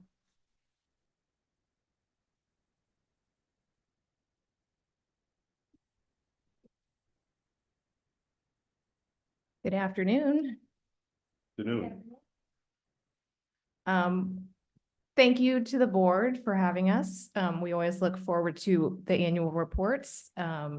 So I want to introduce our board. Obviously, we have our, who needs no introduction, Chair Rodney Lewis, myself as Vice Chair, Janie Daniels, Reverend Patricia Jones, and we have a new addition, Angie Mundy, who you gave us, allowed us to have recently. So thank you for that. I'm going to skip forward a few slides to slide 5, get straight to the meat, and talk about attendance zoning. So according to the data from the city of Charleston, West Ashley is seeing continued growth in population. Development, construction, and traffic are never far from our minds. And with keeping in mind that CE North is currently at capacity, we want to make sure that by the time the new CE Williams 6th grade school is built, it is an adequate size to serve all the students, keeping growth projections of D10 in mind. CCSD needs to be able to adapt to the changes in our area so we can continue to serve our children equitably. Next slide, student transfers. So we see room for improvements for policy JFABC, student transfers, and the process of reviewing transfer applications. There is no way to confirm information received on applications. For example, a valid reason for transfer is a school being closer to where a parent or guardian works, but there is no pertinent information to process or confirm. And I can tell you, Mr. Calhoun, Dr. Temple will know a little bit more about that, having served on constituent boards. But that's an obstacle we're seeing. During the second student transfer window over the summer, acceptable transfer qualifications were included in the application. This led to applicants using exact verbiage rather than using their own words and reasons, which made it more difficult to discern who was actually, available or for student transfers. It is important that student transfers are available, but implementation and availability should be equitable to every family in CCSD.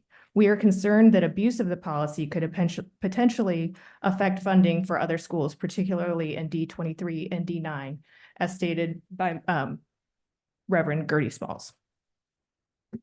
When there are changes to policy JFABC and or the student transfer process, we ask that constituent boards and school principals all be included in the conversation. We have valuable insight and perspective that will help streamline the process and set our D10 students and schools up for success. As far as student discipline, we are proud of the collaborative efforts between the Department of School Support and Dr. Coakley, our constituent board staff, school administrators, and the D10 board. There have been positive efforts implemented to individualize instruction, engage students in positive learning experiences, and ensure students know that the adults in the school are available for not only additional instruction, but as support in the form of advisors and counselors. Unfortunately, we are seeing across CCSD, there is an increase in disciplinary hearings, which lead to weekly 3 to 6 hour meetings.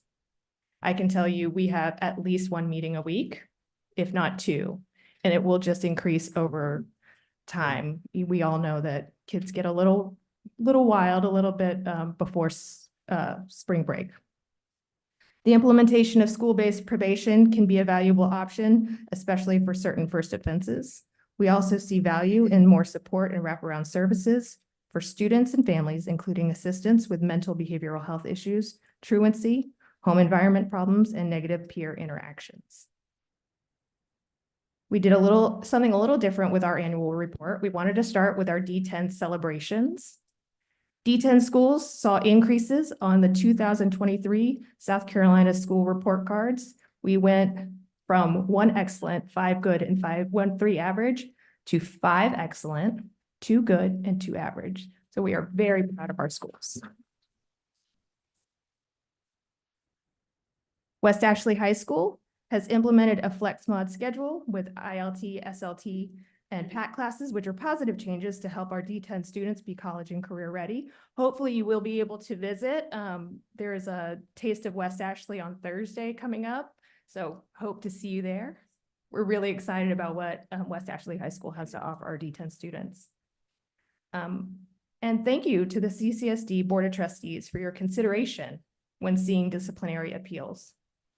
And I'm going off script a little bit, it really means a lot when you all see where we're coming from and see that, that we can work collaboratively about what's best for our schools and students. We appreciated visits from board members Darren Lee Calhoun II and Darlene Dunmeyer Roberson, and extend an invitation to all other board members and CCSD staff. We are proud of D10 and look forward to sharing and working together. Now, some of our concerns that we have in D10. Mr. Lewis knows this is way before me. It is on every single D10 annual report. Darren's nodding. Communication, communication, communication. We include this every year and need to see increased communication and collaboration in policies and matters that directly impact constituent boards and the duties of our duly elected offices.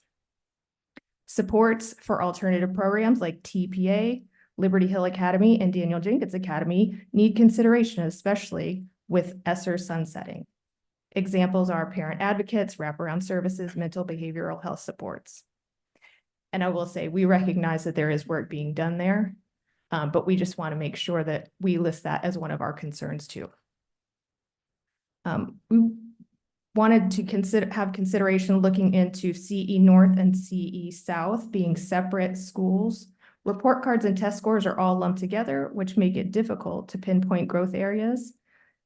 School improvement councils and PTAs are shared, even though there are two separate principals and two separate campuses. And then lastly, the bell schedule. D10, D9, and D23 are on a different bell schedule than the rest of CCSD. Some of you may not know that. So there are several reasons to consider changing the bell schedule to align with the district, including alleviating bus issues, traffic, and studies that show that it's more beneficial for elementary school students to start earlier. And that concludes our annual report.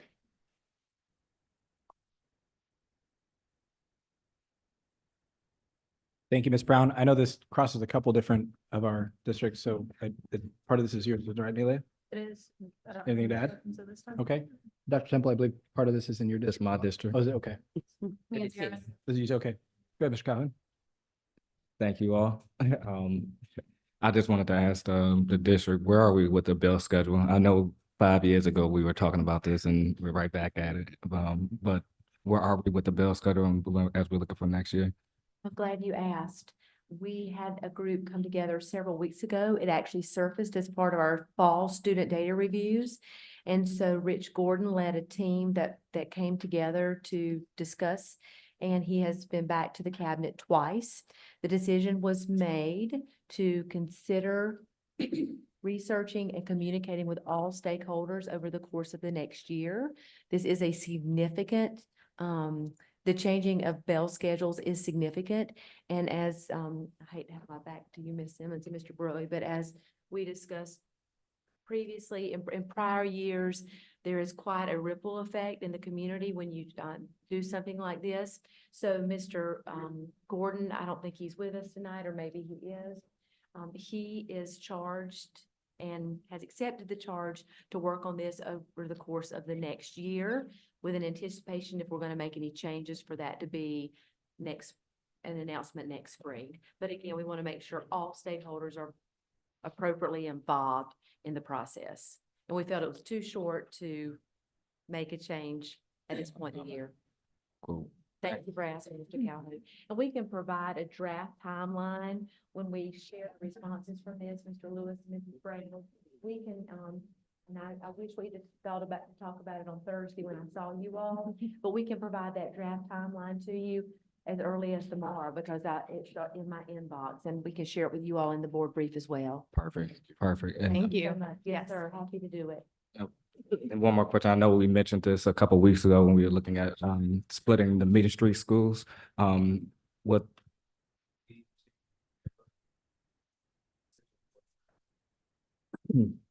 if we were to split the schools off on BMC William North, C William South, the same way we did Meeting Street schools? So that's a more lengthy conversation. Right now, they are all considered C.E. Williams on two different campuses, obviously run by two different principals, but it is a middle school just with a 6th grade on one campus and a 7th and 8th grade on another. So we'd have to look more deeply into the implications of separating it into a 6th grade campus and a 7th, 8th grade campus. We don't have another scenario in CCSD like that. It doesn't mean that we couldn't, but we need to look at the implications of that and do some vetting of that as well. And if we could make sure when we do that, it also includes the principals and the constituent board. Absolutely, Mr. Lewis. We certainly would include Kevin Smith and Monte Porter and Dr. Williams, who manages them, and loop you all in, because again, it has implications for the work that you're in charge of doing, student transfers, et cetera. So we certainly will. Thank you. Any other comments? I know that you all have had some serious transportation in your district. And I would just ask Mr. Barori if you could follow up with them to make sure that their concerns are addressed. And I will say, sorry to cut you off, Mr. Burrow, that we have had Mr. Lynch come and present. So he has given us a lot of good information, but it does, and thank you, Ms. Roberson, for talking about that. But we do definitely need to keep it in mind and keep up on it. So thank you.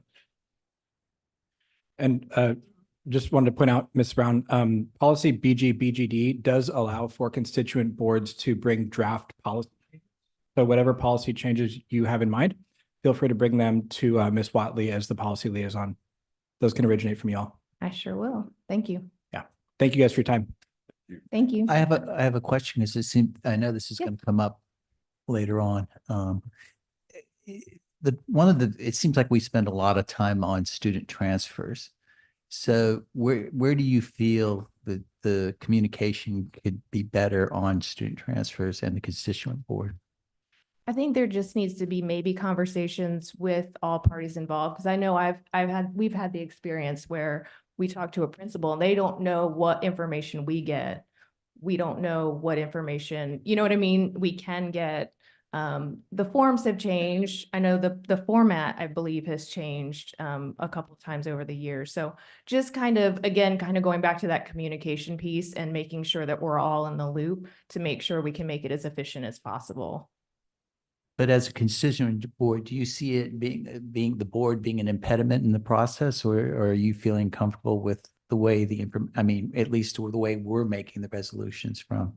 Oh, no, you guys are doing great. I mean, I think whenever you see the student transfers, and I'm sorry if I'm off track or not on what you're referring to, but when we get them, we get hundreds and hundreds. We get a huge pamphlet. And so you all see a very small amount of the appeals of those transfer process.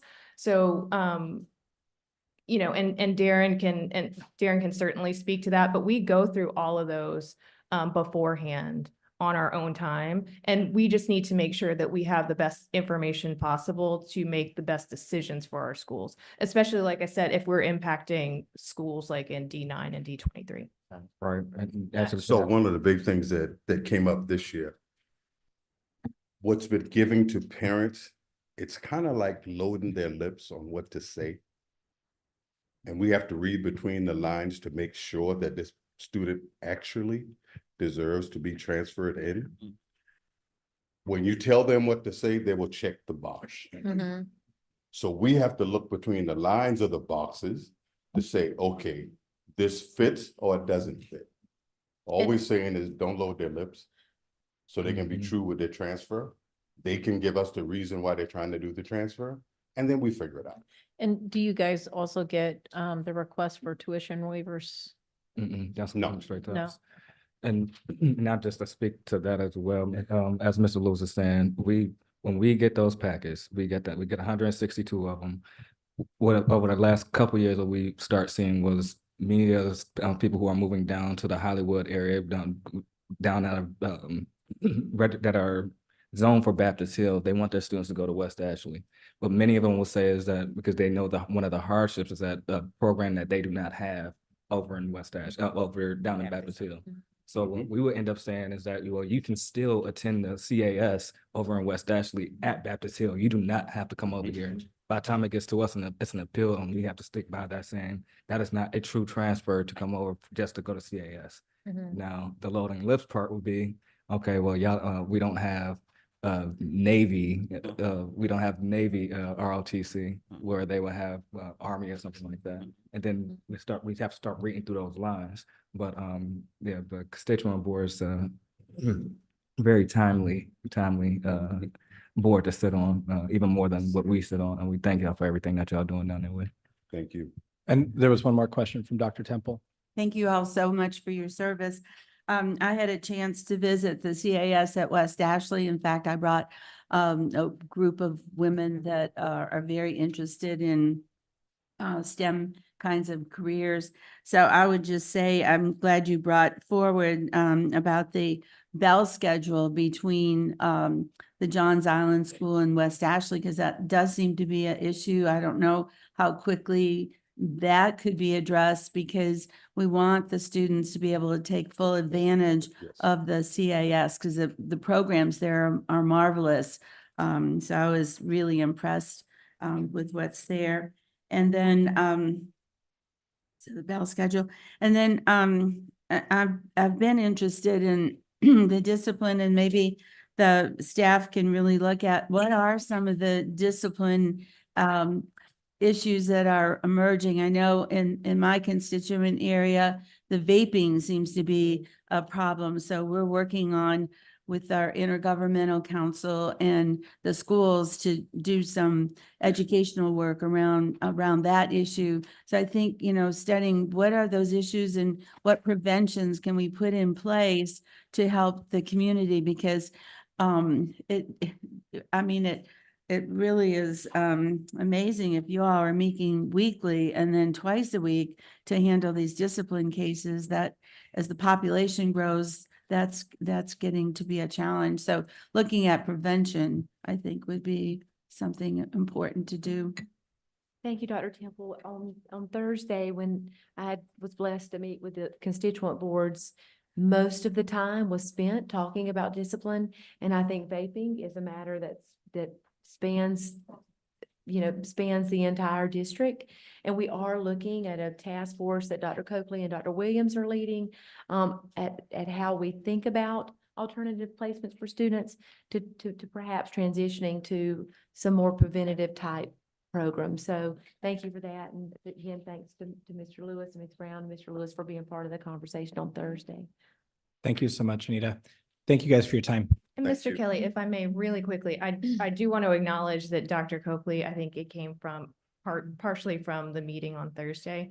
Dr. Coakley is working to try, and we hope to work with you all. I think I speak for all the constituent boards when I say we look forward to working with you on the PDP and trying to get our constituent boards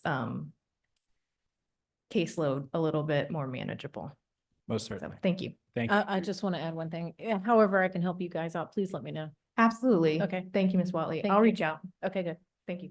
Ms. Denny?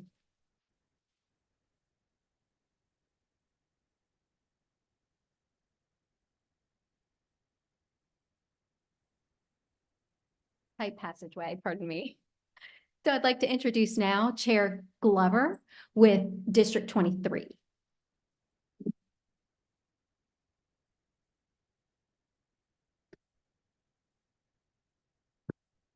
I would like to say good evening to CCSD Board of Trustees. I bring you my annual report for 22-23 school year. Basically, some of the information that we have on our slide are some things that needs to be brought forward in spite of some of the other issues that we have at our school. And for the strategic recommendations for our school district, I think I'm going to start with that.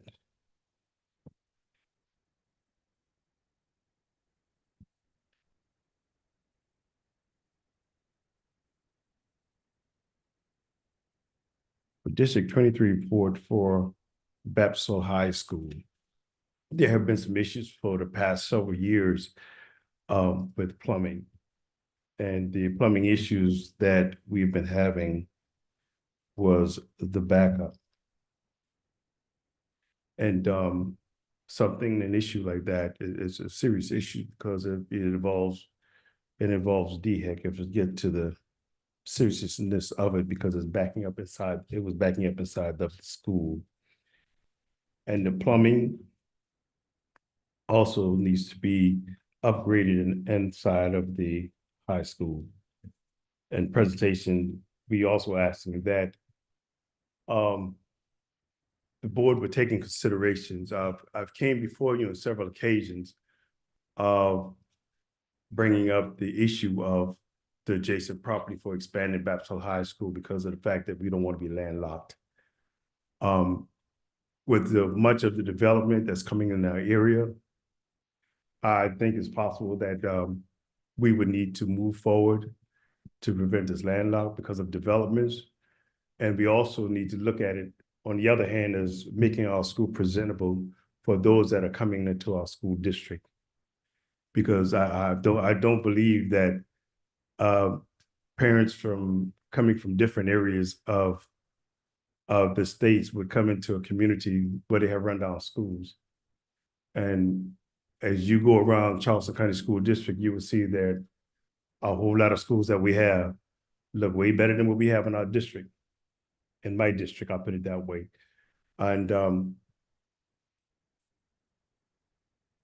whole apart by the handle, in the rural area schools, in the Black schools, dominantly Black school areas, we need to put more funding into the school areas instead of piling funding into the schools that are well taken care of or moving at a high rate, because we can't go forward without having the tools that we need in our district. And it basically what it's come down to, the funding. Sure, funding. I was on one of the committees years ago when I first started being a part of the constituent board. I was on the committee where we would get the budget sheet for the Charleston County School District as a whole, with millions of dollars being poured in different schools, even building new schools. And I think if we would take in consideration of upgrading of our schools, especially the schools that's in the rural area where we have issues that have not been addressed yet or taken care of yet, I think we need to be more considerate of our school district and our taxpayers where our funding goes. And I'm saying this because of the fact that a squeaky wheel don't get no oil. And this is something that's been going on for years. I'm my fourth term. This is my 14th year serving on the constituent board. And it's always the constituent board crying out for help, but not getting the help that we need, even when it comes down to our high school. And we also have, one of the teachers brought up an issue where we should have a room that we could be using, a presentation room instead of using the library and the cafeteria for large meeting room. And there's possibility if we move forward with the adjacent property that we have in our area, I believe if you would take in consideration, we can also develop a fine arts building where we can have an auditorium. I've been to several schools, even when I was on the PTA committee, they have an auditorium. Years ago, we had an auditorium, and if you could remember, in St. Paul High School, middle school, we had an auditorium. So being that Baptist Hill is the only high school that's in the area, in District 23, and this is feeder school coming from the other schools, we need to take in consideration of the growth that are coming. And I believe that as a board, we need to move forward and take things in consideration, and let's not wait until the fire starts to try to out it. Let's out it before it gets started. Another thing, personnel's, school data reviews. We got in the high school, why is it that we don't even have a female concern specialist? We have male. And I think that we need to make some changes there. We need to have a male and a female concern specialist at our school, because currently we have 2 male concern specialists. And staff, we also have staff shortages. Our high school, we have math teacher. Middle school, we have English teacher. And we have, we don't have a math instructional coach for the middle and the high school. And our concerns are something that you were just going over with the edibles. And they also have the Delta 8 candies, weapons under control with mental, because we have the metabolic detectors installed. And those things are being taken care of, but we need to have it where we would be able to address these issues and we can act on these offenses when the student commits it, because we have had an issue already with the edibles. And that's something that needs to be addressed, that we need to take consideration also. And also with mental health issues. That is something that is drastically needed because of the fact that we're being backlogged in the high school with the mental health issues with some of our students that are on IEP. And and some that come to school that suffer with depression or whatever. But we need more mental health poured into our high school in order to take care of some of these matters. A mini huge elementary school, we need qualified teachers. We need certified interventionists, staffing to help in the deficits area instead of having to refer to assistants that are not certified. And you need incentive for qualified teachers to teach in the rural areas more than the rural stipends that is taxed. The money that they're getting is being taxed. In other words, if you're getting $200 and you're being taxed $50 out of the $200, you only get a $150 stipend, which doesn't amount to too much when you have to travel 45 minutes to an hour to work. And back again, this is why I'm using the property as a pet peeve.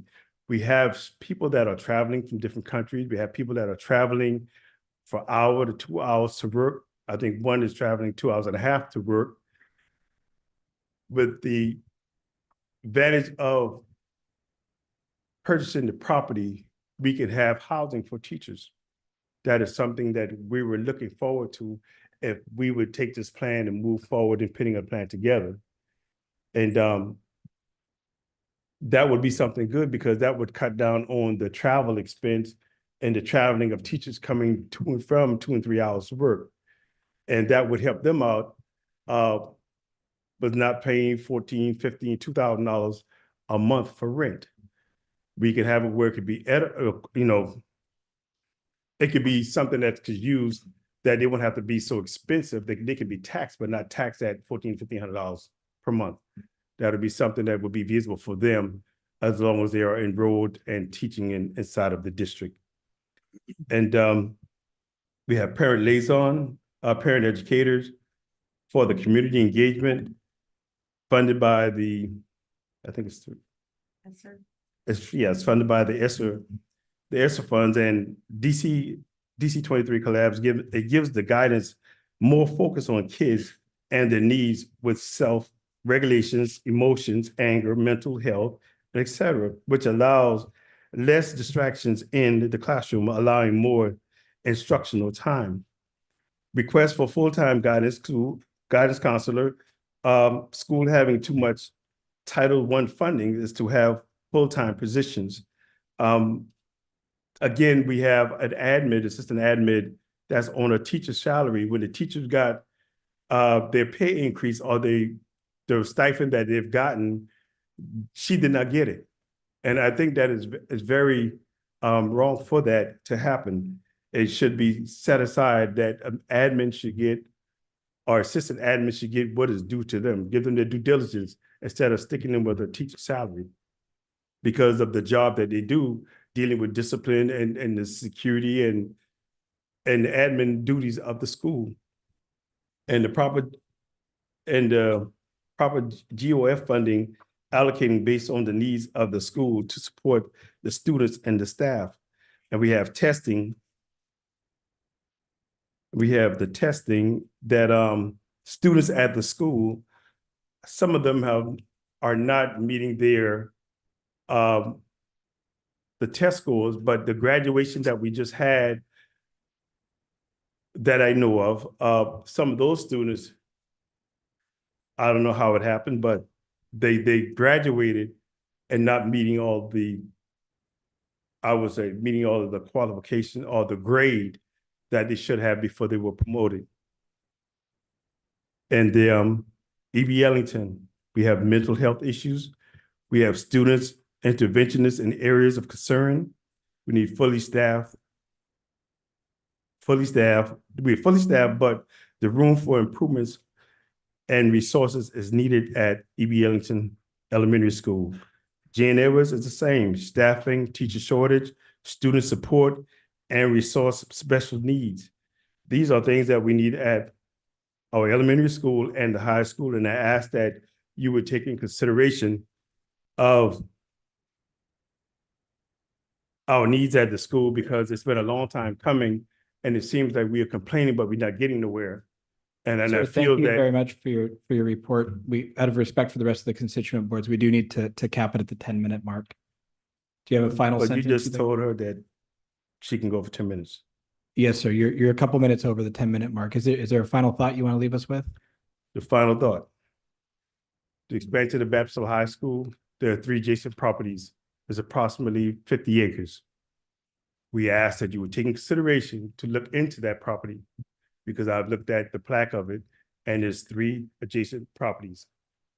That would allow the school, that would allow Mr. Barori, if they feel that we need to go forward and build the new high school and leave the high school as a middle school, then that would allow us to make all those changes.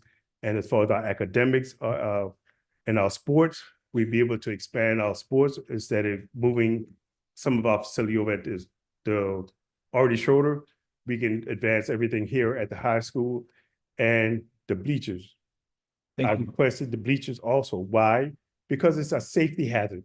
Okay. It is a safety hazard. I'm sorry, we do need to be respectful of everyone else who got cut off. I understand that, but Okay. if one of my So, students sir, get bite by a please. snake, I will be the first one to file a lawsuit because I complained for the past Okay, 3 understood. Thank you years. for your time, sir. Do any of the board members have questions? Yeah, go ahead. Reverend Glover, thank you for your report.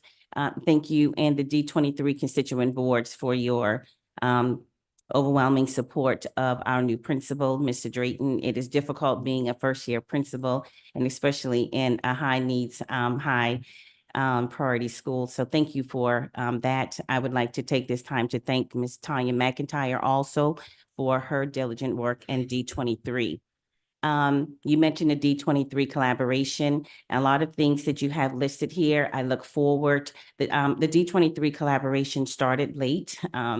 But I like the plan that they have, and I'm sure that by the end of this school year, we'll have an opportunity to see the great work that they have done. And prayerfully, a lot of the things that you have listed here will be able to be checked off of the list because of that collaboration, because of the collaboration. As in addition to the facilities, we've had the meeting with Mr. Hamer, and I look forward to, I believe next month, the reallocation of funds coming to this board for Baptist Hill so that we can take care of other things that you have listed. So it is my hope that by the end of this school year, a lot of these things will come off of this list that you have so nicely outlined. I do want to say to Mr. Brigman, in regards to the teachers in the rural area, it has been brought to my attention. I don't know that it's not that they're not qualified, but maybe digging a little more into their experience in rural areas.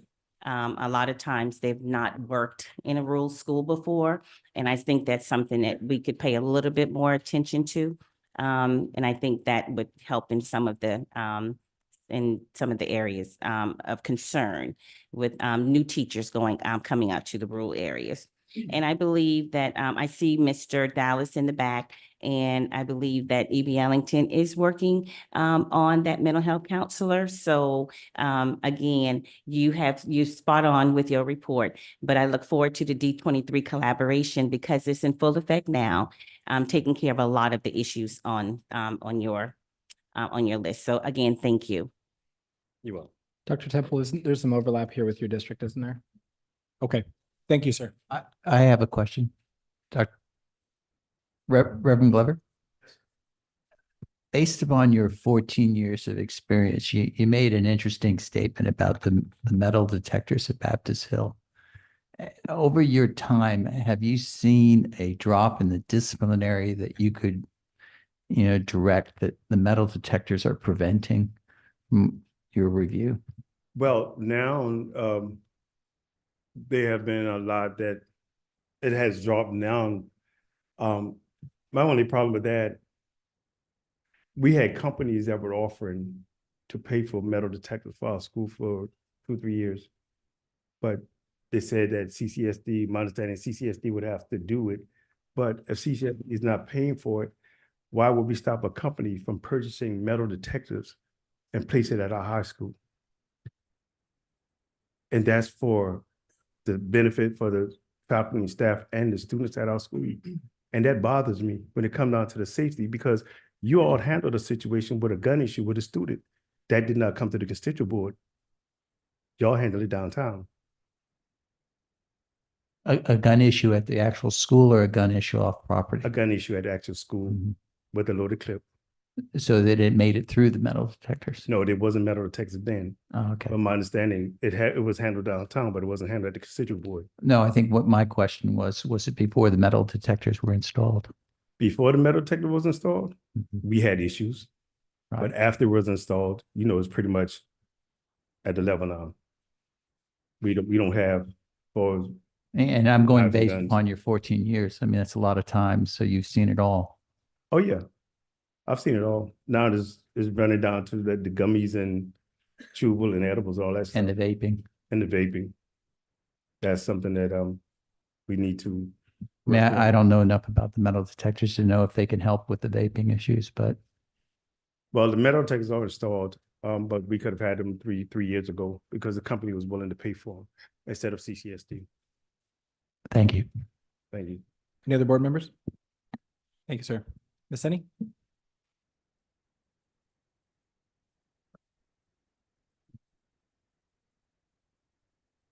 Thank you, trustees. We were supposed to hear tonight also from District 2 and District 4. Unfortunately, District 4's chair is held up, so she asked that I send her regrets on her behalf. And at this time, I'd like to introduce District 2's chair, Chair Kip. All right. Hey there. Thanks for having us tonight, and thank you to everyone in this room. I won't say you all by name, but thanks for all that you do on a regular basis to help keep our schools as wonderful and continuing down the wonderful process as we go. A lot of what I was planning to share tonight has already been shared. Fellow constituent board chairs, I think we all agree that we face a lot of the same problems, even though our areas may be a little bit different. So I think, again, my time might be a little bit short here since a lot of this has already been brought up. But I will start with specific to D2, I should say not specific to D2. One of the requests that we've had, I know for the last 2 years since I've been on the board, has been for an address auditor. We're continuing to face a challenge with maybe reading between the lines on the rules of what is and what is not in zone living, whether that is a business that you own or whether that is a rental property that you may be renting but not actually living in. So we have had this request in the past, and I certainly do not think this is just specific to District 2. I think this is something probably across the board that all constituent members would agree would be a good addition. Funding, I'm sure, is always an issue, but if you look at the crowding of our schools, you look at where student transfers are coming in, even tie back into discipline, I would recommend that that would be a very good use of funding to find a resource or a process around that. The recommendation that this board would have would be to start at the schools which are either at or over capacity today. So in District 2, for example, that would be Lucy Beckham High School, that would be Mount Pleasant Academy, and probably not so much Carolina Park now that this board did approve the expansion. So thank you for doing that. In regards to the address auditor, we do get quite a few emails from teachers at schools that are at or over capacity. And we have even recently received some John Doe emails from constituents that are making allegations about athletic recruitment into certain schools. I know that's been brought to Ms. Huggins' attention. Thank you for looking into that. But it's starting to bubble up. So I think that's something we probably need to get ahead of or catch up with. The second thing in regards to zoning, and I'd like to thank Dr. Eppelsheimer for coming to our board meeting. I know there's been a lot of conversations about this D1, D2 board or school. I know that there is a blue ribbon committee, so thank y'all for putting that together. We do have a lot of rumors out from our constituents, very concerned about if we are going to be rezoning any of D1 and D2 together. From my understanding from Dr. Eppelsheimer, there hasn't really been any decision made there, and that process is very far in the future. We can say that as much as we want to our constituents that raise concern, but social media sometimes can get the best of us, and we have a lot of concerned parents calling and wanting to know if they need to sell their house because they don't want to be in an area that's rezoned. So if we could ask for a communication to come out either on a regular basis, that just talks about, you know, the excitement around the potential for a school one day, and what that might look like.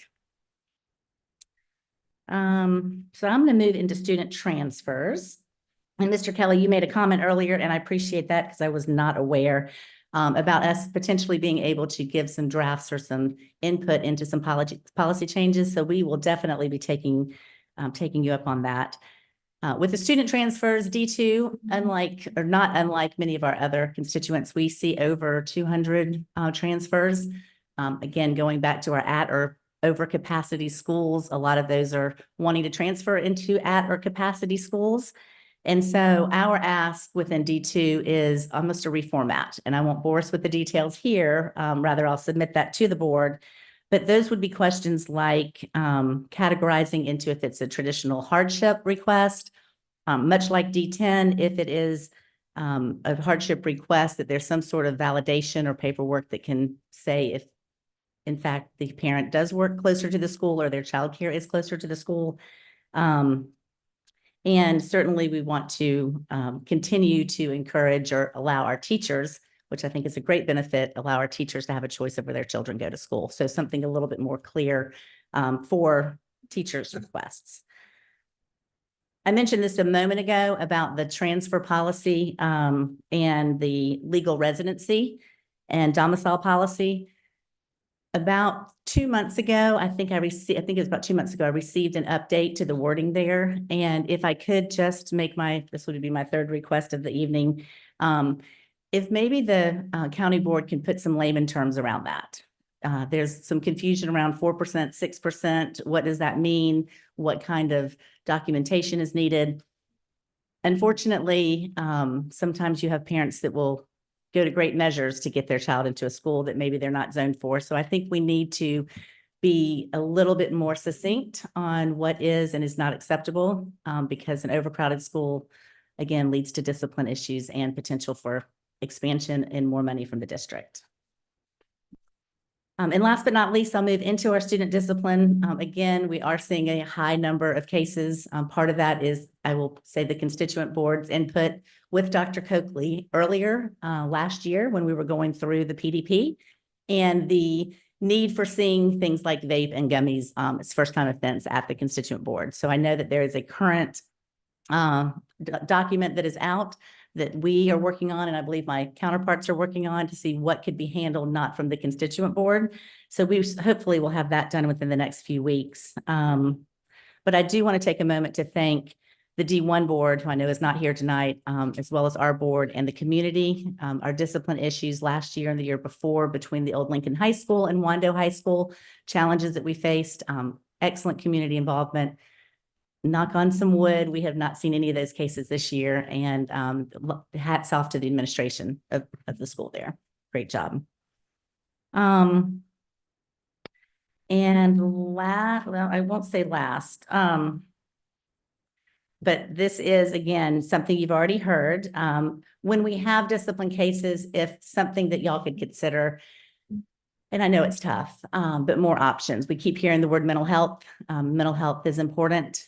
We don't necessarily have a good option for mental health. And I know that's a really sticky topic to discuss with families and in due process and things like that. But I think having some more options rather than either return to school, return to school on district probation, and or expelling them, maybe going to one of our alternative programs.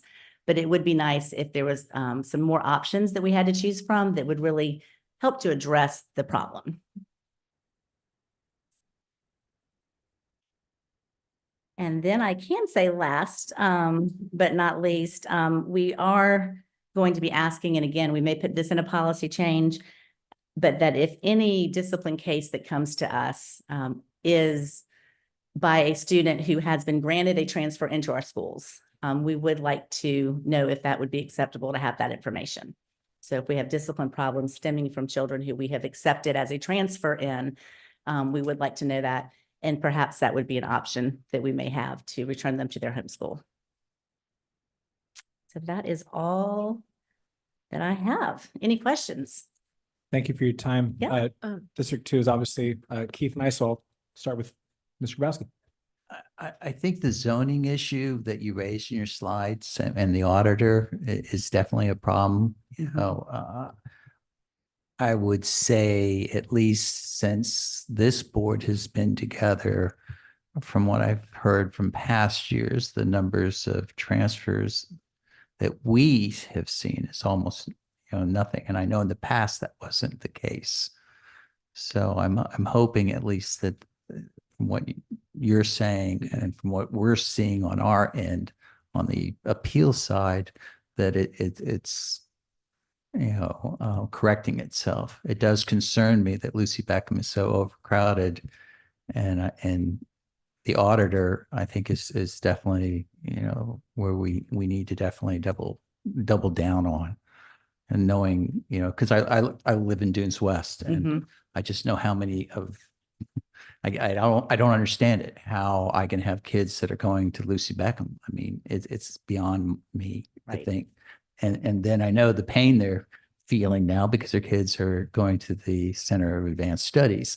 So I'm just thinking like, this is the most obscene, So I do think that that's something, I'd ask staff, however we can do, we really got to get it, because that, the thought process of rezoning and all that. I mean, I do know, I do want to give my hats off to Ms. Huggins.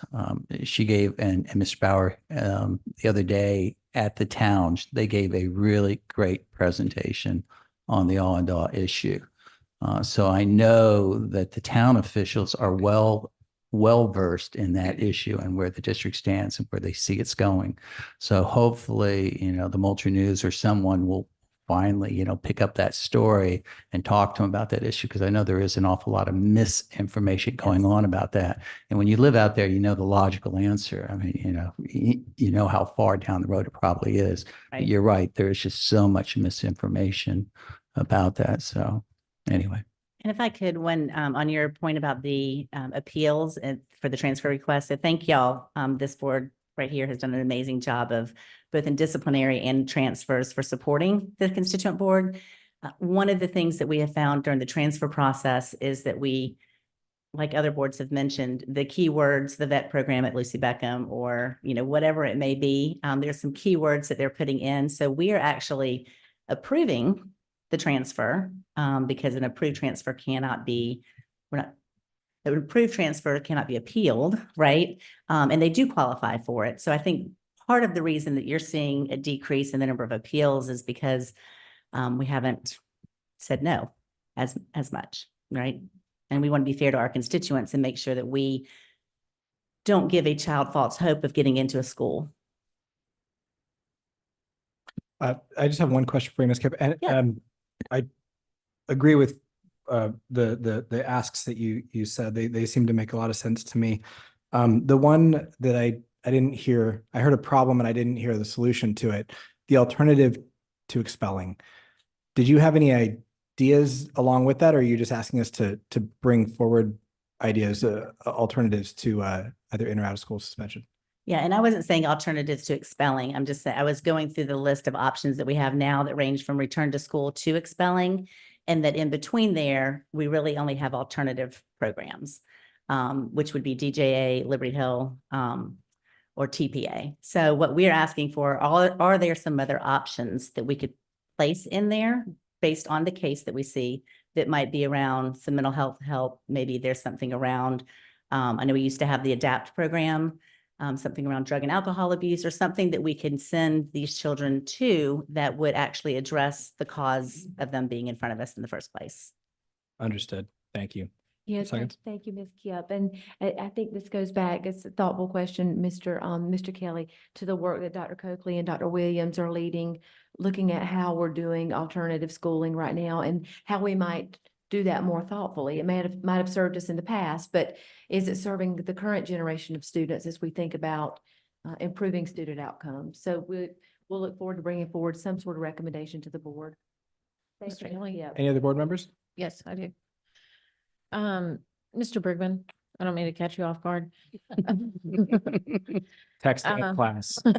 You've been busted.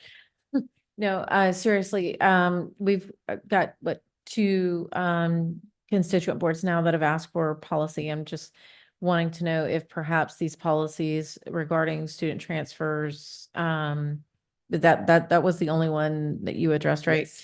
If perhaps yourself, myself, appropriate staff, and maybe I could loop in a couple of other board members. Can we maybe start working on something for to be placed on next month's CAL so that we can just go ahead and start getting to work on that? And since we've had two constituent boards bring it up now.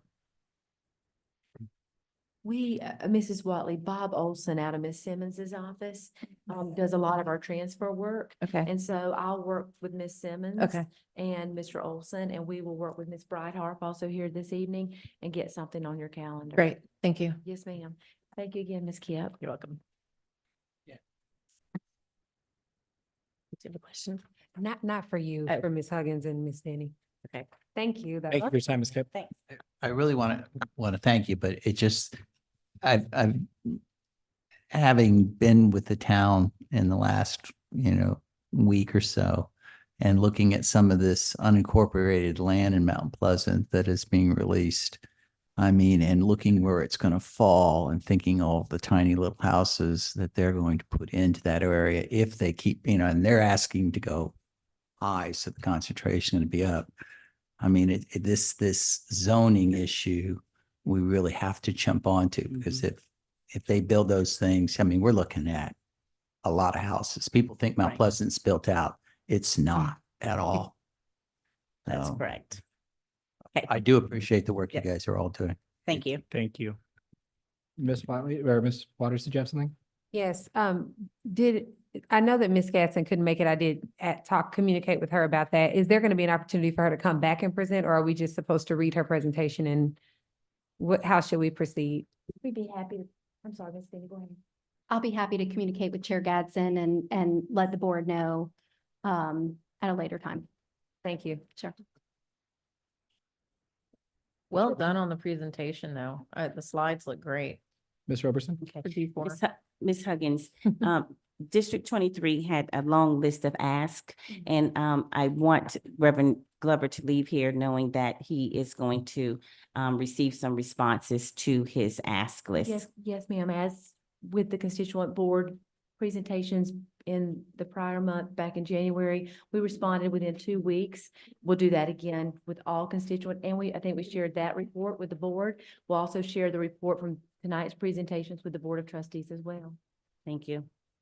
Ms. Tenney, is there anything further? No, sir. Thank you. Thank you very much. With that, we'll move on to item 4, the superintendent's report. Ms. Huggins? Thank you, Mr. Kelly. We're delighted tonight to talk to you solely in the superintendent's report about student outcomes and the progress that we're seeing K-12. Tonight we'll focus on elementary and middle because many of our high school mid-year EOC reports are embargoed, and we won't be able to report out on those publicly until, honestly, probably in the fall. But we're going to talk to you a little bit tonight about formative data associated with student growth and predictions for student achievement for our spring SE Ready scores. And so Maggie, we'll go on to slide 2.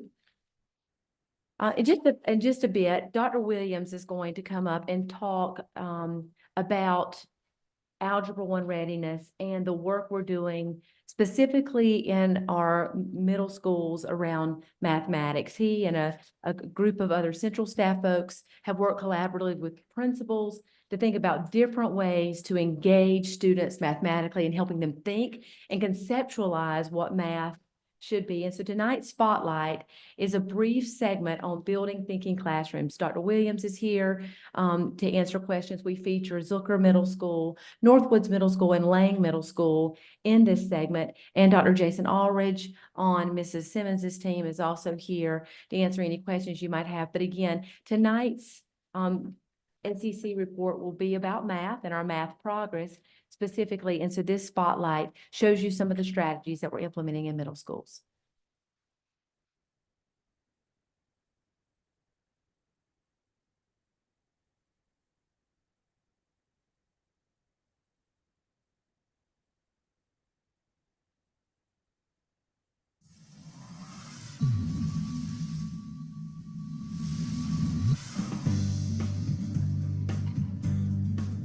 Building thinking classrooms. It's all about getting students to talk to each other in class. It's a physical implementation strategy of getting students up out of their seats in random groups of 3, and the groups change every day. We've gotten some really great feedback from teachers and students about the strategy and how it's helping them build relationships, learning math, and all kinds of good things. So. Students are grouped randomly. There is not a choice from the students or the teachers, which is a great thing, I think, to apply to that real world, because when you get jobs, you're going to have to be able to incorporate their ideas as well as yours. So it gives them that experience to accept others' responses and to actually have sometimes what I call a friendly debate, so that they can kind of get that common goal of, hey, understanding the curriculum. And of course, everybody wants to get the answer right. Our students start usually coming in the classroom, are randomly assigned to groups every day, which promotes them not getting stuck in the roles that a lot of them will automatically take. A lot of them will be the note taker, or someone will always be the leader of the group. And Building Thinking Classrooms allows that to change each week when you have a different group every day. In those groups, then they tackle different tasks, and they'll work through problem solving, usually with a non-curricular task first, where they'll get their brains kind of primed for learning. And then afterwards, they'll tackle the task of the day, where they will thin splice and work through different levels, one piece at a time. One of the things our students have told their teachers when they're doing this is that it's fun. They enjoy coming into math class, and before, a lot of kids did not enjoy math. A lot of people are always told, I'm not good at math, I can't do math, and it's drawing kids out of that shell and realizing that math can be fun and engaging, and it helps them become better problem solvers. Our teacher, to make things different, she moves our seats around sometimes, and she also lets us get up and go to the boards to solve problems. So we talk with our classmates. I do think it's helpful and fun because we actually have to do it ourselves. They're all talking, and it's all about math. It's all about math, and it's like, sometimes it shocks me. I'm like, oh my God, it's still to this day, we've been doing it since day one. And just to hear them talking about math, it makes my heart happy. We had a midterm, my kids did so well. I was talking to my coworkers and saying, guys, I have never seen scores like this on my midterm exams. I said, y'all gotta look at these scores. They were really awesome. So yeah, it has been a wonderful addition to my classroom.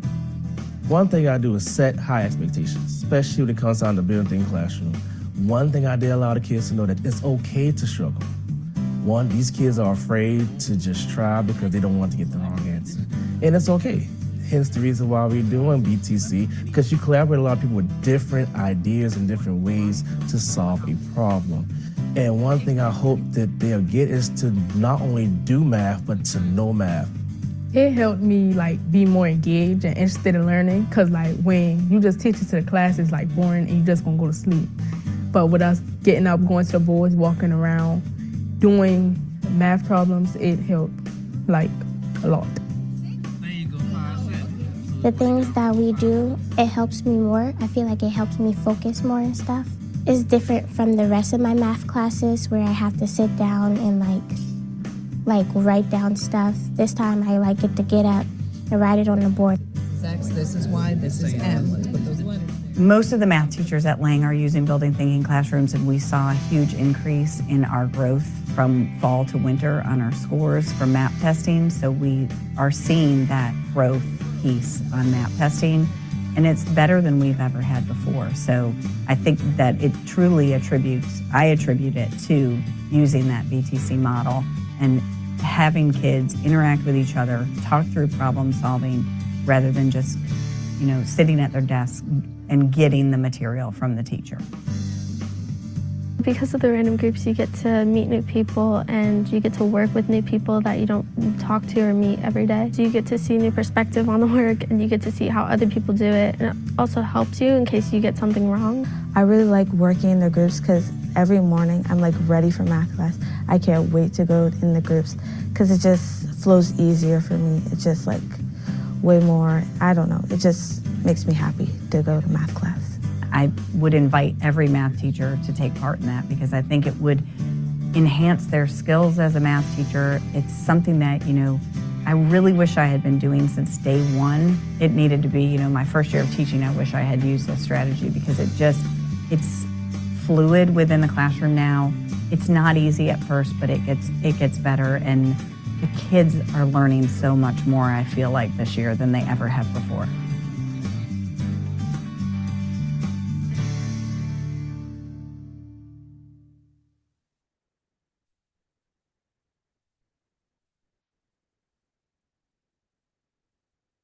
I want to thank Dr. Williams, who worked collaboratively with Ms. Denny and her team to put together that spotlight tonight. And as you look in just a few moments about some of the formative data that we're seeing, and as Dr. Williams discusses a little more in detail in a few moments, how we're making a difference in math, I want you to know that there are many different strategies to which we attribute that, and that this is one of them. So in just a few moments, when we open the floor for questions, again, Dr. Williams or Dr. Aldridge certainly can answer any specific questions you might have about building thinking classrooms. We'll move on to the next slide, though, to give you quickly an overview of some mid-year progress. As you know, our overwhelming goal around literacy is that all students will be reading on fifth grade, on grade level by grade 5. And the first 4 goal looks specifically at African American and Hispanic students and increasing their proficiency. And so as we look at the upcoming slides, I want to show you first the progress that we think we're making. Again, these are very, very encouraging results across the board that we're going to look at tonight. The first here is you'll see elementary grade 5 African and American and Hispanic students as compared to students last year. There's been a 15.5 percentile gain in the percentage of students who are on track to be proficient when they take SC Ready. And this is measured by iReady. Quite a notable accomplishment among our teachers who are leading this work every day and the principals in their schools or who are helping facilitate this. Next slide, Maggie. So the first slide was a snapshot of African American and Hispanic students in grade 5. If we look at all students in grade 5, all groups of students, white students, African Americans, Hispanics, and other race ethnicities, still as compared to approximately 50% on track last year with reading, elementary grade 5, nearly a 65% of students across the system in grade 5 on track this year. Again, a testament to great work that's going on in classrooms across the district. We look at the next slide here. This breaks the data down by grades 3 through 5. So our first 2 slides were specifically about groups of students or all students in grades 5. This slide is grades 3 through 5 literacy as measured by iReady. Again, double-digit gains compared to where a different group of students was last year this time, to which, again, we attribute that to great teaching with, God bless, great leaders in our schools, coherent and viable curricula with training that supports teacher engagement and student engagement. Next slide, Maggie. Here you'll see how CCSD compares to South Carolina, across the nation, and a cohort of schools associated with the Council of Great City Schools, which is an urban-like groups of schools that resemble ours. You'll see that the percentage of students at or nearly at grade level exceeds the nation, the council cohort, and our groups of students across South Carolina. Again, notable gains. We have a lot of people to thank for this, notably teachers doing the work, principals leading the work, Ms. Simmons, central staff folks, wrapping around the academic portion of the work, professional development, the associates seated right behind me, who should be right beside me, leading this great work in our schools, Jackie Haynes, Dr. Jen Swearingen in our elementary schools specifically, Dr. Williams in our middle schools, Maggie. Reading proficiency, middle school. So the first group of slides we saw was measured by iReady. First of all, again, we looked at African American and Hispanic students, all students. Then we looked at grades 3 through 5. This is literacy in our middle schools, grades 6 through 8, as measured by MAP. Again, These are formative assessments, and for the public, that means this helps us track growth of students. And growth is used by both iReady and MAP as a predictor of achievement. That's why this is so important, to help us predict achievement along the way, so that if there are things we need to change about what we're doing for kids, if there are a group of children we need to pull out and do something differently, if there's professional development that teachers need to get, we're able to do that in real time versus looking post-mortem at SC Ready scores in the spring or in the summer, once students have already exited the system and are getting ready for the next grade. You'll see here, again, notable, significant, very encouraging progress in our middle schools, particularly as it relates to literacy. 57% of students being on track to meet or exceed grade level standards, Maggie. So that's where we are on literacy. Next, we want to give you an update on mid-year progress as it relates to math. Your board goal is around not only the achievement of students in Algebra 1, but also access to Algebra 1. So in the next slide, Maggie, we have to focus on, if we're thinking about access and opportunity for students, that doesn't start in middle school. That starts in elementary school. So we want to share with you some data about elementary school math in grades 3 through 5 as measured by iReady. Again, notable gains, which is hard to capture mid-year. I can't underscore that's really important for you to understand. Typically, mid-year growth is, you don't see any significant change. In fact, sometimes as a system, you might see dips, albeit typically insignificant. Mid-year growth at this level is noteworthy. And despite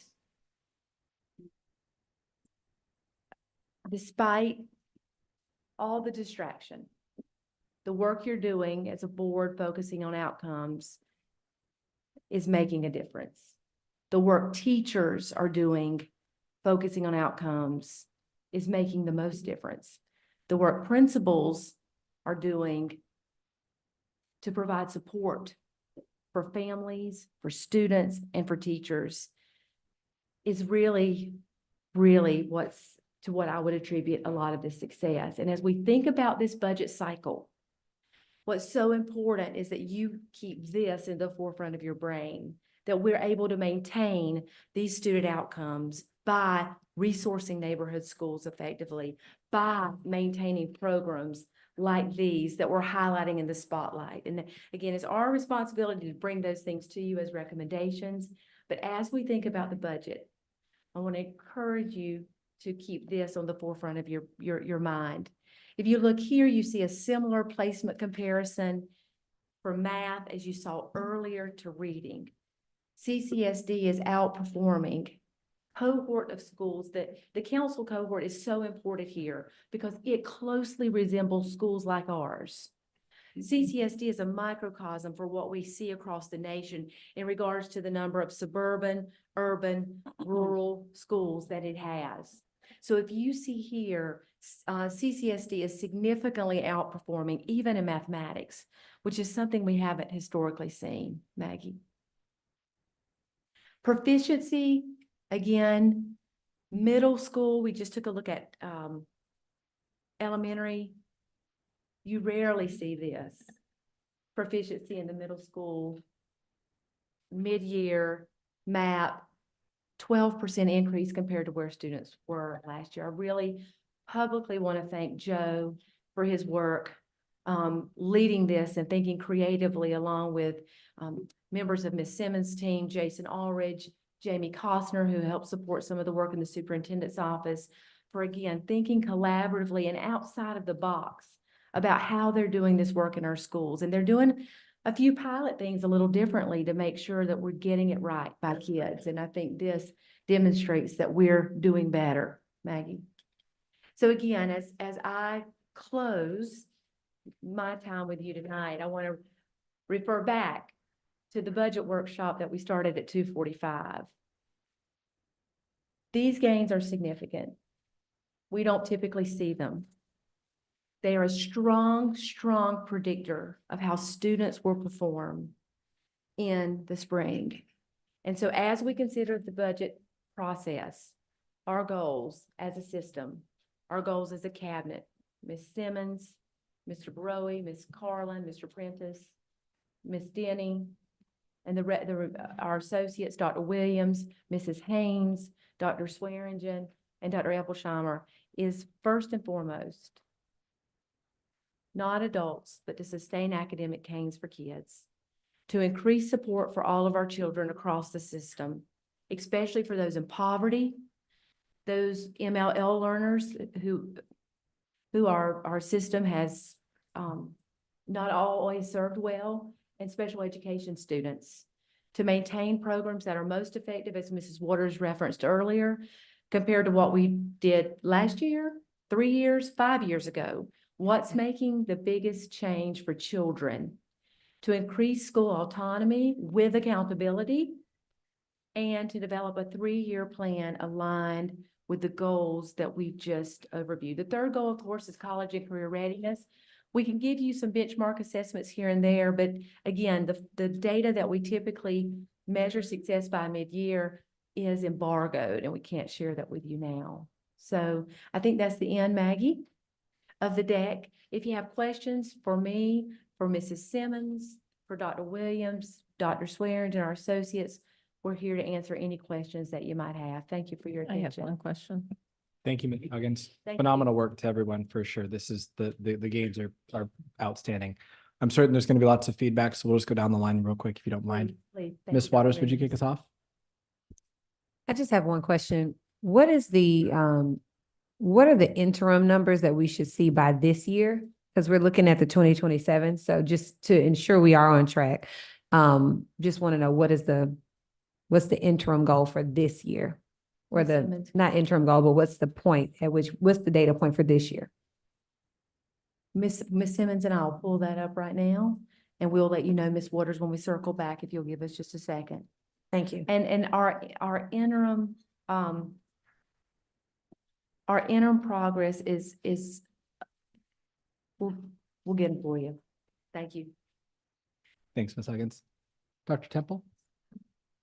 Well, I'm glad to see the data on the math. I saw a New York Times article that showed that CCSD was doing really well compared to our neighboring districts. And if you haven't seen that, I'll send that along. I'm just curious, when you're looking at the growth here, district-wide, are schools able to see how they rank relative to the district data? Because I know there's, some strategies that we think are working and they may not be in use in some of the schools. So that schools that maybe aren't using some of the strategies that are getting accolades here, that the schools will know that. Yes, Dr. Temple, I think our associates host PLC-like efforts among themselves, like our teachers do, but I'm going to ask Dr. Williams if he would to respond to that. I think it's a simple answer, Dr. Temple. The answer is yes. Actually, this week we start our PDEP meetings with our principals. That's the evaluation process for the state of South Carolina. And so we'll run those for about a month. My first one is tomorrow. I know a lot of the level leaders started theirs today. So we're having those types of conversations about individual school data, right? Because you all can see this data for a district, but really, in essence, what it could do is hide some schools where we're not seeing the progress that we need to see. So that's why it's important for us to have those individual conversations with principals, who then in turn can go back to their teams and say, hey, what do we need to change? What do we need to do differently? So I really like the math strategy of the students working in groups collaboratively, and I really like that the students are not in a static group, but that they're working with students of different abilities, because I know the strength of that practice. Thank you. And I'm glad you opened up that door for me. I could add one more thing. I'd be remiss if I didn't mention an individual in this room. And the reason why I'm saying that is I've said to you all before, it's really hard to impress Joe Williams. I think in education, we just jump on the next best thing, right? But actually, we were doing a CSR visit. That's when we walked through school with members of Dr. Davis's team, and we kind kind of looked through, some things that they've been trying to do well, but they've just hit that wall. And Dr. Jason Aldridge wanted me to meet a teacher that had implemented the building thinking classrooms. I didn't get to see scholars on that day, but he told me about it on our next, or maybe the one after the next one, CSR visit. I actually got to see it in action, and I was really impressed. So I want to thank him for actually being the person that manages this at the district level, supports our schools, and bringing it to us. So thank you so much, Dr. Aldridge. If you could stand up. I like to give credit where credit is due. Thank you for that, Dr. Williams. Miss Simmons, when we came on as a board, I know the vision and the strategic plan was already set by the district for Vision 2027. Will we ever get back to students reading by grade 3? So while we set the target, the goal, the measure to be reading by 5th grade, it's known, it's commonplace that 3rd grade is the gateway grade at the elementary level. And so we are monitoring and checking for, working toward 3rd grade reading proficiency. 5th grade just happened to be, the grade we decided as a cabinet, as a leadership team. I can remember the day. We worked at the Chamber of Commerce in North Charleston to set these goals. And so in short, we're monitoring 3rd, 4th, and 5th grade proficiency. Else? So our 5th graders right now, we would classify them as 2nd grade COVID students. They would have been in 2nd grade during COVID. I believe so. Yes, sir. Much. So, what we're seeing now is, the advancement, and this is the first year that we have iReady scores that are consistent. In other words, we're not mixing them with MAP scores. That's correct. We've got one measure here for elementary, Mr. Grabowski, and one for middle. So Yes, these are, sir. these are clean scores. So Yes. that's very impressive. And I guess the big difference between the MAP and the iReady is MAP is they don't see the questions, they don't get a chance to look at it. So it really does, when they take that test and you get those scores, it's pretty, to whereas iReady, they kind of, it's good because they're constantly working on it I'm glad on a you weekly asked- basis. I'm glad you asked the question, Mr. Grabowski. There are 2 parts of iReady. I'm gonna ask Ms. Simmons if she doesn't mind. Will you? Sure. Thank you. So previously, we used iReady as an adaptive digital content, more or less daily, regular practice to sharpen skills. The feedback from the teachers, the practitioners in the building was that they found iReady to be more helpful as a teacher tool to inform instruction. So we made a pivot, we made a shift from using it simply as an ADC, adaptive digital content tool, to our formative assessment. And so it's more formalized. It does the same thing in terms of directing, teaching, and learning, but this is more geared toward predicting. I think Ms. Huggins alluded to it a moment ago about anticipating, projecting, and planning for how our scholars will fare when they take the state summative assessment in April, May. And so iReady and MAP for these purposes, Dr. Williams will talk about MAP, elementary folks will talk about iReady. They're doing the same thing. They're performing the same function, just 2 different tools, in essence. Thank you, Ms. Simmons. I think you're spot on. And from talking to parents, they definitely get more of an input of where their child is because of iReady and what information you're able to get back. I know from the programs that we've been running that this year, the 5th graders are definitely reading better. I will afterwards, in another meeting, talk to you about the math. Thank you. Thank you, Mr. Grabowski. And to go, Mrs. Roberson asked about, 3rd grade. At 3rd grade, like Ms. Simmons said, is so critically important. And a lot of the data and research is out there, is about 3rd grade reading and the importance of kids reading on grade level by 3rd grade. The challenge with the measurement is that in setting goals around this, we don't have the summative data till the end of the third grade year. So as Mrs. Simmons said, we track all the way through, but we set this goal in fifth grade because the third grade's the first time we get that data, and it's not till the end of the year. So we have something to compare it to, as Ms. Simmons just said. And I think breaking down the impact as to what is working, I mean, it's just, when I looked at the matrices, I see how it's being done. And then being able to allocate the funds and then getting all the schools on track with your principal meetings to use the stuff that we know that's working is so critical. So I applaud you all for what you're doing. Thank you. Thank you, Mr. Grabowski. Again, the associates are really a key lever in this process because, like we said 2 months ago when we were over at the Cooper River CAS, in a system like ours, goals have to cascade from the board down. So you have to tell us what's most important to you about student outcomes. That's how I'm held accountable. That's how the chiefs are held accountable, the associates, and then that tripping from the associates, you heard Dr. Williams mention PDAP. So Dr. Williams's principals that report up to him are evaluated and assessed the same way Dr. Williams is assessed and that we're assessed. And so that system is so important. So really the associates are key to the success of their schools. Thank you, Mr. Grabowski. Last year, we ran into the issue of our data being embargoed by the state, correct? So Ms. Simmons, Ms. Huggins, if you wouldn't mind for us newbies to the governance, explain to me or us or whoever else in the room needs this explanation. What is the purpose and the process behind the embargo? And I think I recall you guys saying last year that you had the information in-house but couldn't share it. So what? I'd like to understand better all the things. I'm gonna add Ms. Simmons. At the state level, and Ms. Roberts, our assessment and evaluation executive director, may know more of the nuances, intricacies behind it. But in essence, when it's a state-sponsored test, we want to make sure the data is clean.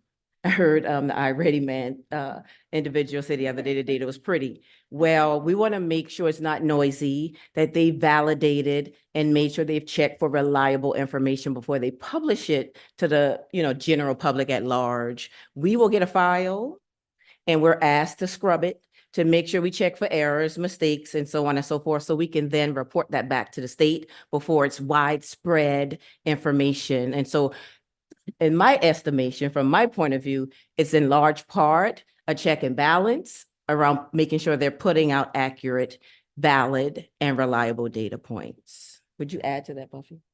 All the data. And just that all the data is actually released across the state at the same time period so that the public at large will receive that information at generally the same time frame. We also have some assessments that are mandated by certain vendors like College Board, where you also have to comply with when those release dates are. Same thing with ACT and some of the other vendors. Thank you for that explanation. It helps with the frustration of it. It is a bit frustrating, yes, ma'am. So we would have loved to have been able to share end of course, for example, right now. We give end of course exams in the high schools, but again, those it show you the progress we're making in Algebra 1 and US history, et cetera, but we couldn't. So this is mainly our in-house. So this is, yes, this is iReady and MAP. They're administered by a vendor, of course, because we don't administer our own formative assessments, but end of course, those are administered by the state. I do have one more question, actually. When it comes to third grade, I understand what you're saying, that you can't get a true until the end of that third grade year. But is there some way you can kind of get little feelers or indicators throughout the year? And you do have those? We do, and Okay. Ms. Michelle, Ms. Simmons. Sure. So that's what the formative assessments are for. That's what the iReadies and the maps are for, to give us an indication. So we're not going into a testing situation cold, unaware of where our scholars stand. We know relatively well most of the times our testing infrastructure gives us about an 83 to 85% reliability in terms of if they tell us a scholar is on track, on grade level, proficient, then we can expect our scholars to produce and perform that way on a summative assessment. So our checkpoints are these measures that we're sharing with you now, but think about third grade. Our scholars are gone for the summer by the time we get the results back. And so we can use iReady and MAP, but we don't have apples to apples comparisons until they come back at grade 4. And that would certainly help teachers with individual students and individual issues. And I'm getting the thumbs up back there. So. Spot on. Okay, good. Spot on, Mrs. Watley. And we have assessments as early as pre-K. With kindergarten readiness, KRA, a kindergarten readiness assessment, and other measures that we use to predict students even from pre-K. So Mrs. Simmons's answer was brilliant. So I do have one more thing. I met with a constituent over the weekend and student tutors, student mentors. I was one when I was in elementary school. I helped a student who was dual bilingual with her work and got her caught up. So she was able to then go on to middle school. So are we using anything like that? Yeah. We do process system. Dr. Williams, you wanna in various capacities. Dr. Williams, you wanna share anything, Ms. Simmons? One program that's been pretty much present in the system for many years is Reading Partners. You may have heard of it. That's one partnership that we have where schools pretty much welcome volunteers into the schoolhouse to support our scholars with their academic process. And so we have high dosage tutoring at play. Dr. Williams might mention paper tutoring. You've heard about Saga tutoring in the past, but we have a combination of things at play. Some in-house tutoring where we may have teachers after school providing after school tutorial purposes. We have expanded learning under the direction of Jason Saccharin, where while a lot of folks may use it as childcare, we see the benefit in making sure we have an academic arm attached to our expanded learning experiences, also known as Kaleidoscope. And so from certified teachers who we may pay a stipend to provide after school tutoring, our services like Saga and paper tutoring, to Reading Partners, and I probably shouldn't name them as a singular entity because we have plenty of partners. I just can't think of them right now. But to answer your question in short, we have a lot of support to the schoolhouse. No, I meant peer-to-peer, where you partner students who are like on honor roll with students who are struggling. That I was one of those not to blow my own horn, honor roll students that helped another student that was struggling. I feel like the camaraderie. Absolutely. That would happen at the direction and discretion of a building level leader in terms of making sure that works well. 5th graders paired with 1st graders or 4th graders paired with kindergartners, so on and so forth. Like book buddies and that sort of thing. We do have some instances where high schools are partnering with middle schools, but of course, distance has to be taken into consideration for those types of efforts. So. Mr. Calhoun? Yes, I only have one question, actually for Dr. Williams. Dr. Aldridge, I see you back this for you as well. Please stand up. Come on up here, Dr. Aldridge, so you can answer a question. We made you stay here, so come on up. I felt bad that he wanted to stay and just really talk about building thinking classrooms. So I'm actually looking at building thinking classrooms, and how do we redesign our classrooms in order to cultivate this type of strategy, but also give us the flexibility just in case we need to regroup and move towards something else. So I guess this goes to you too, Mr. Baroy. But how do we redesign our classrooms in order to make this strategy work best throughout the district? So I want us to focus on the word strategy, Mr. Calhoun, if that's okay. And in essence, what I'm trying to say is, we have this in 7 middle schools and a few high schools, and not every teacher in the buildings that we have these programs are utilizing this strategy. Reason being, we want to make sure that we give teachers the opportunity to still be creative in how they engage scholars, because the biggest thing about this is it's an engagement strategy, right? So there may be a teacher that says, you know what, I'm just not ready right now for something like a building thinking classrooms, or there may be a veteran teacher that says, I have some really strong engagement strategies that I currently use and they're working for me. So this is just something, if teachers want to utilize it, that they can grasp a hold to, right? So that's been our approach. And I know he's probably shaking his head, and for lack of a better term, recruiting teachers to really want to do this. It's been a word of mouth thing, and teachers hear about it and then they want to do. And of course, when that happens, they're more buy-in. So it's a strategy. And there are a number of strategies, I think it was mentioned earlier, that contribute to our success. So we want to make sure we keep that in mind. So if teachers want to use this as a strategy and we need to do some things as far as classroom setups are concerned, then we definitely could take that into consideration. But right now it seems to be working. The teachers are making it work just fine. So did any money have to go into the classrooms with that, either with PD or getting more whiteboards or anything in? You said PD? Yeah. Now, the PD thing would be adjacent. And I think right now we really don't need much PD. And you may want to chime in, Jason, if I'm incorrect, because right now it's just been a turnkey thing with Jason went to a conference, heard about it, you know, saw a few people implementing it and then brought it back. And so all of the training that's occurred basically has been, you know, through Jason. Right. So me and a teacher, we went to NCTM, which is the National Math Conference, last school year. And that's where I first heard about it. There were a couple of teachers in the district. And when I say a couple, just one or two that were already doing that. I know Dr.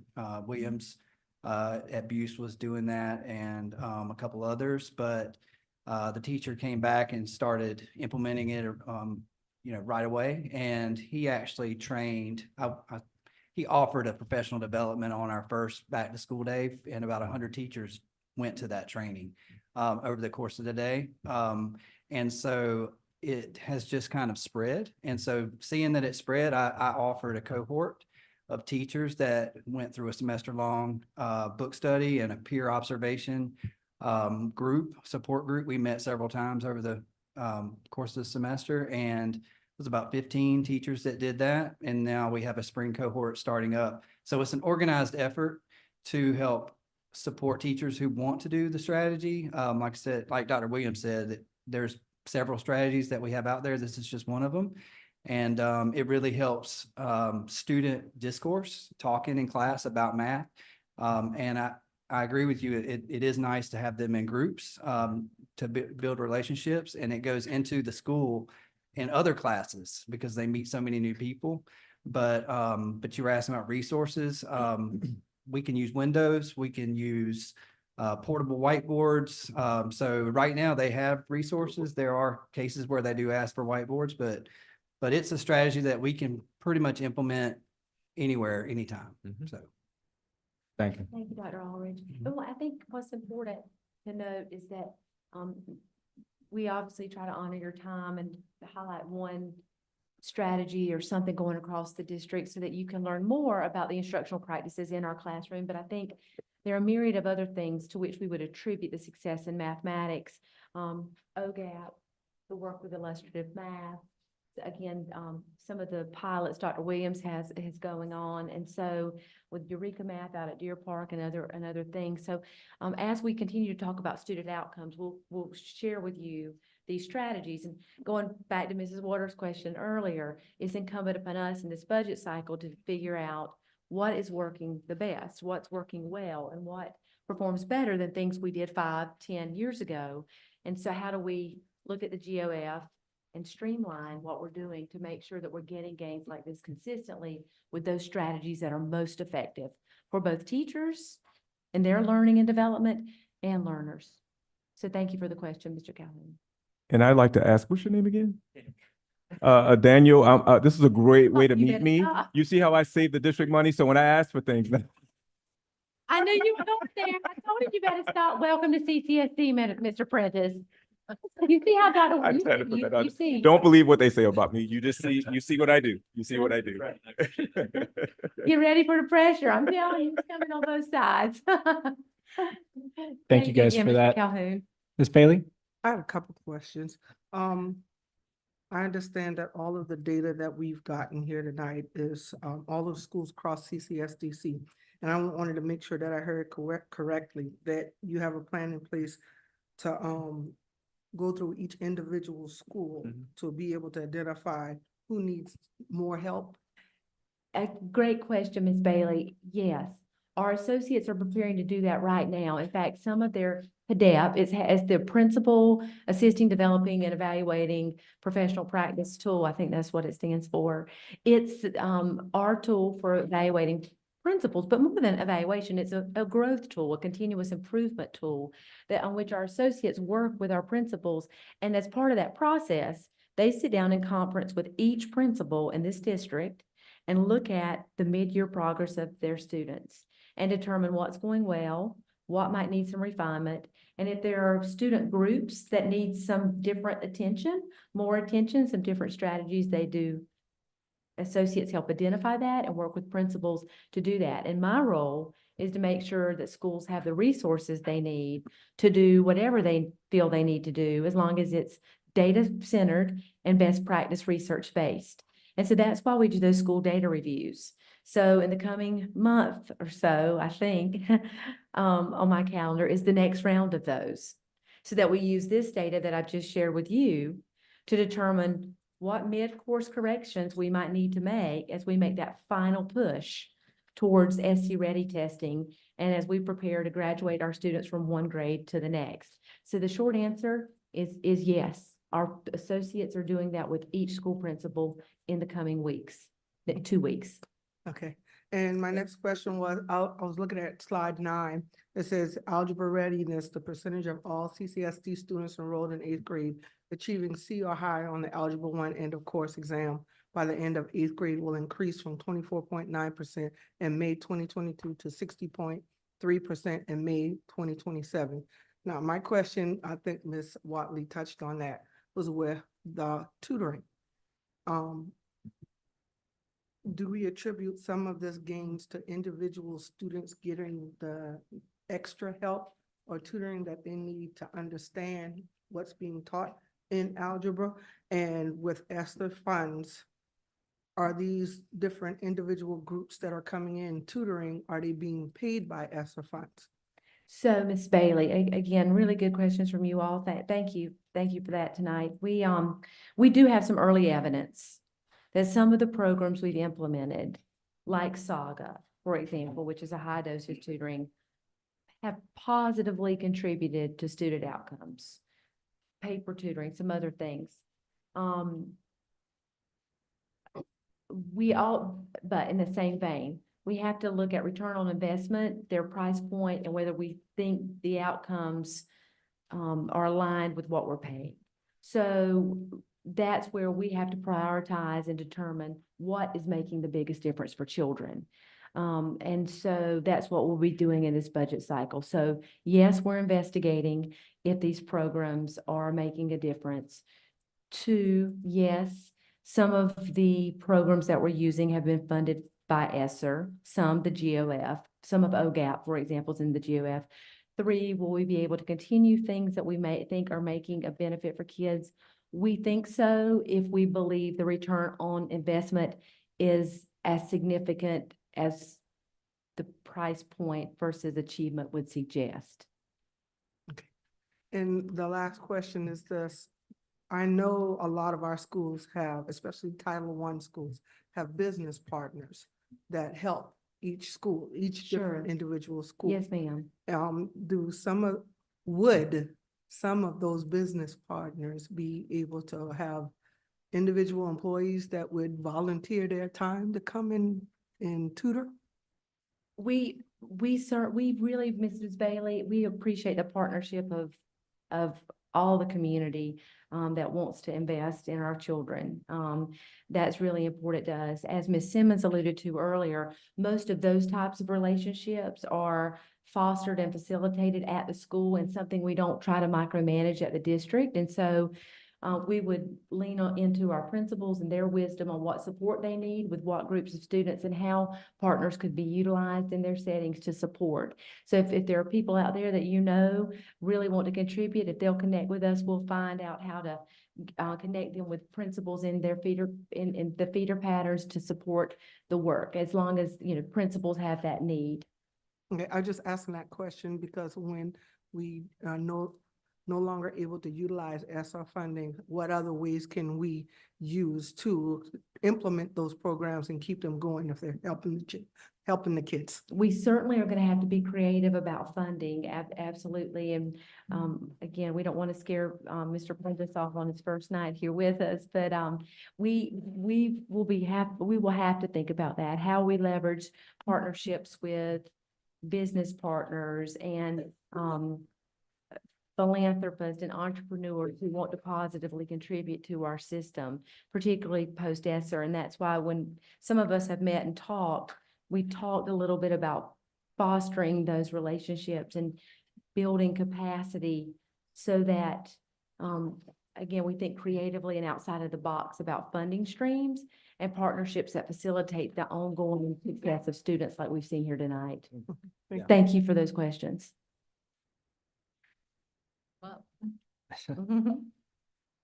Were y'all able to get the answer to Ms. Waters' Yes, question? I was going to refer back to Mrs. Simmons. Ms. Simmons.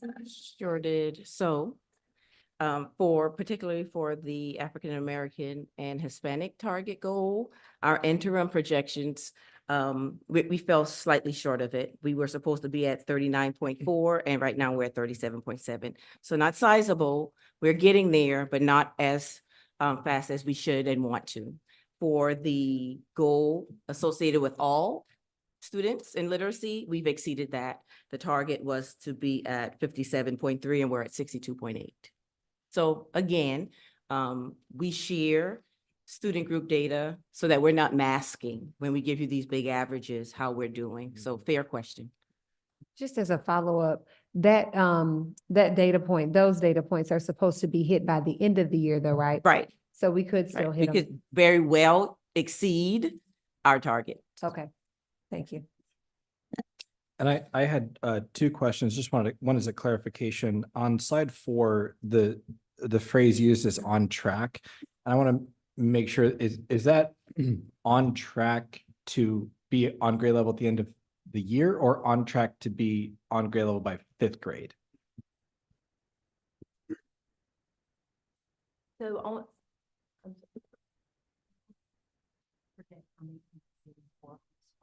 That's what you were saying right there. Thank you, Ms. Roberts.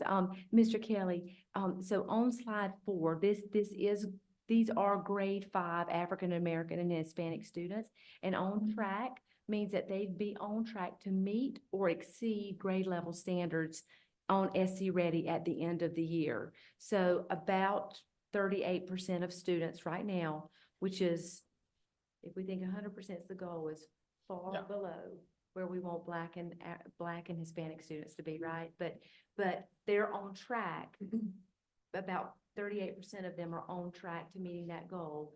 And again, going back to Mrs. Waters' question, if we keep this progress up, we're optimistic we could meet that interim benchmark goal that we've established in-house for ourselves.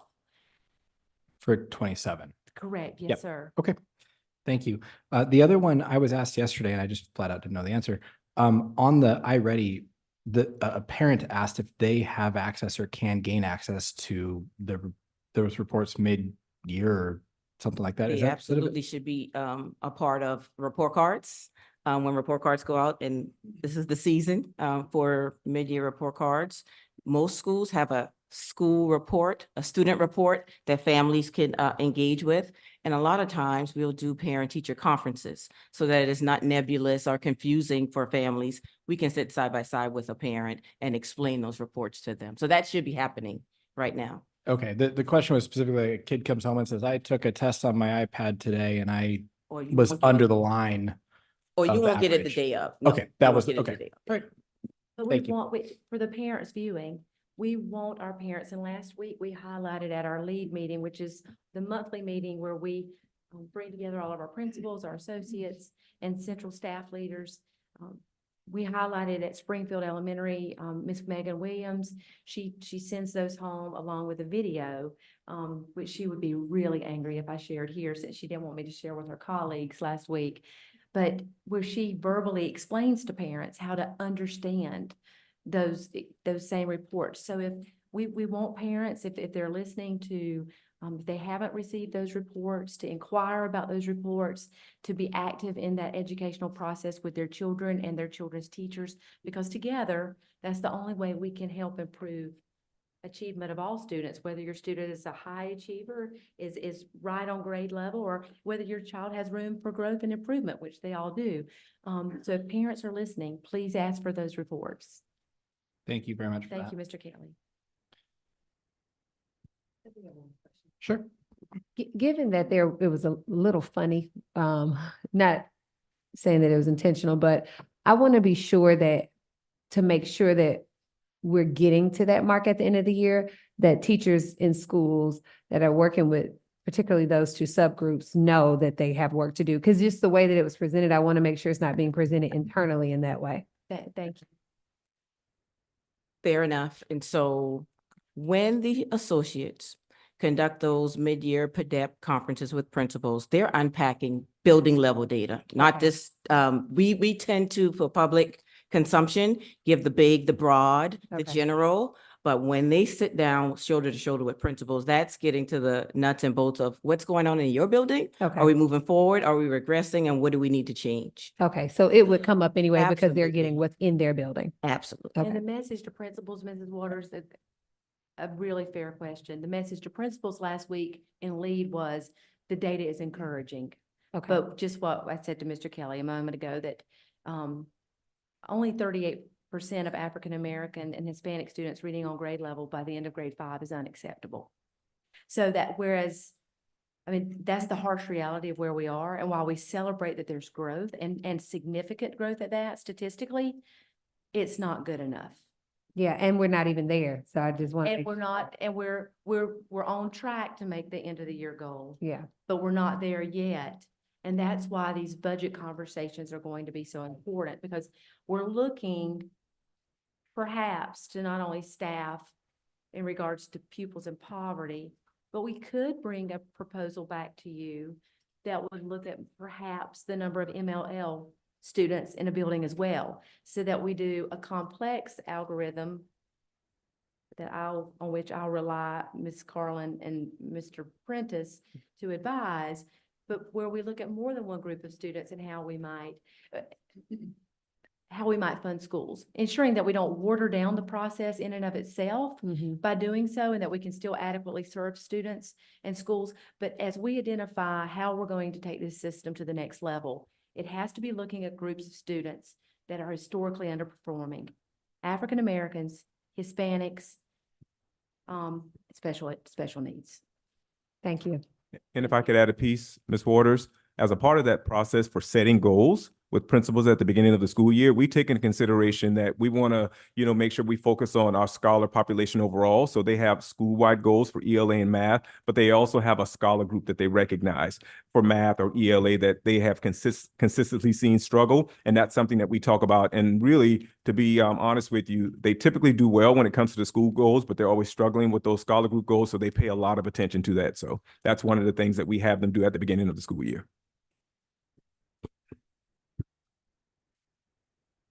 So when we look at these scores and everything, and a lot of the schools that I've visited, I've noticed that definitely on our Hispanic population is growing monthly. Significantly, yes, sir. And, I hear it from all the principals. So how do we account for students that are coming in and taking our test here and aren't, is it really an accurate picture when we have kids that, can't even speak proper Spanish, and yet they're going through all these great programs. When I was over in North Charleston, I was totally amazed to see the newcomers program. But I get concerned that, how do you compartmentalize scores to whereas they aren't really pulling down? Because I don't think that's fair that a student comes in, or a large group of students that comes in this year would affect the improvements of what you've done over the last 2 years. We share your concern, Mr. Grabowski, across the system. Ms. Simmons and I have discussed it. We've discussed it with the associates, the principals. I know Mr. Dallas was here earlier. I think he's still back there. The principals share this concern. This is one of the primary things we heard in the SDRs. Another challenging thing is that schools, and Mr. Brody and I have discussed this, we've discussed it as a cabinet.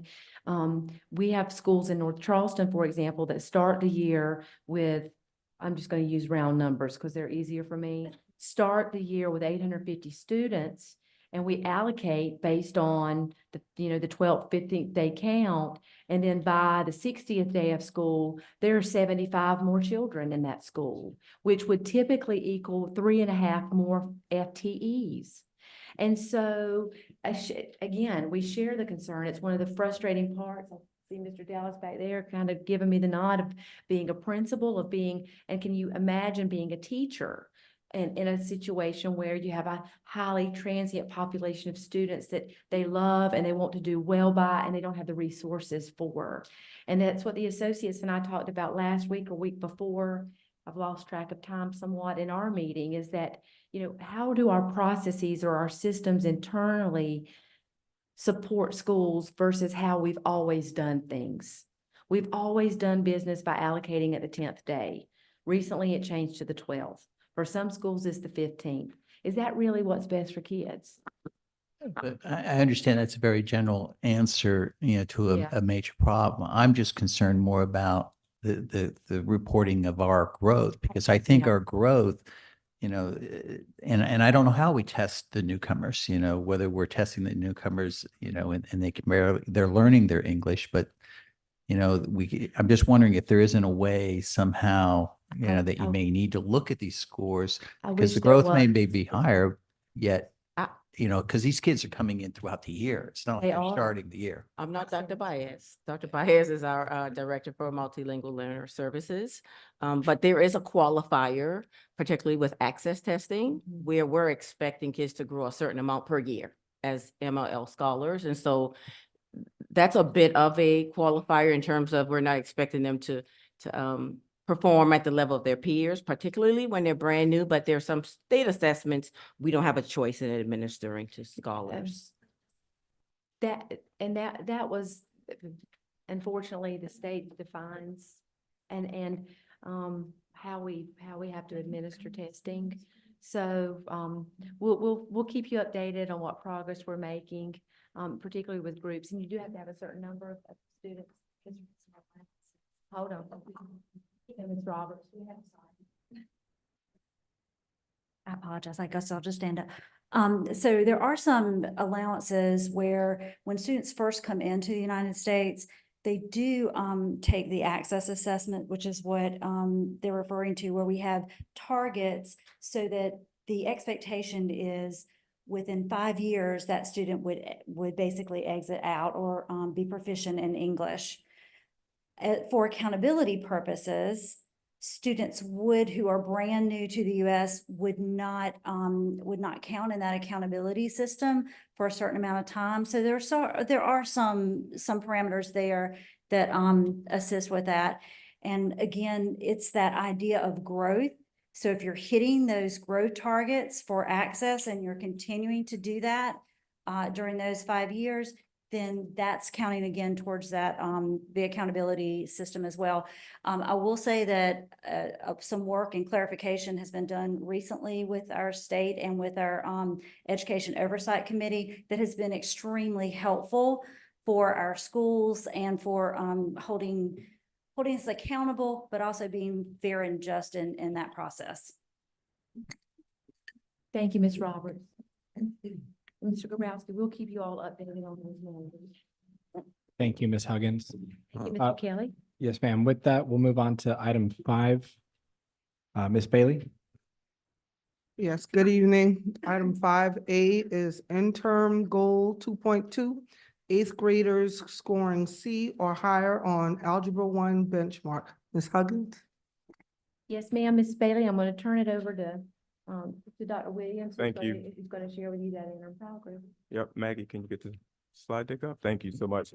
So great evening again. So it's my responsibility to share with you a very brief, I'll repeat that, brief update on interim goal 2.2.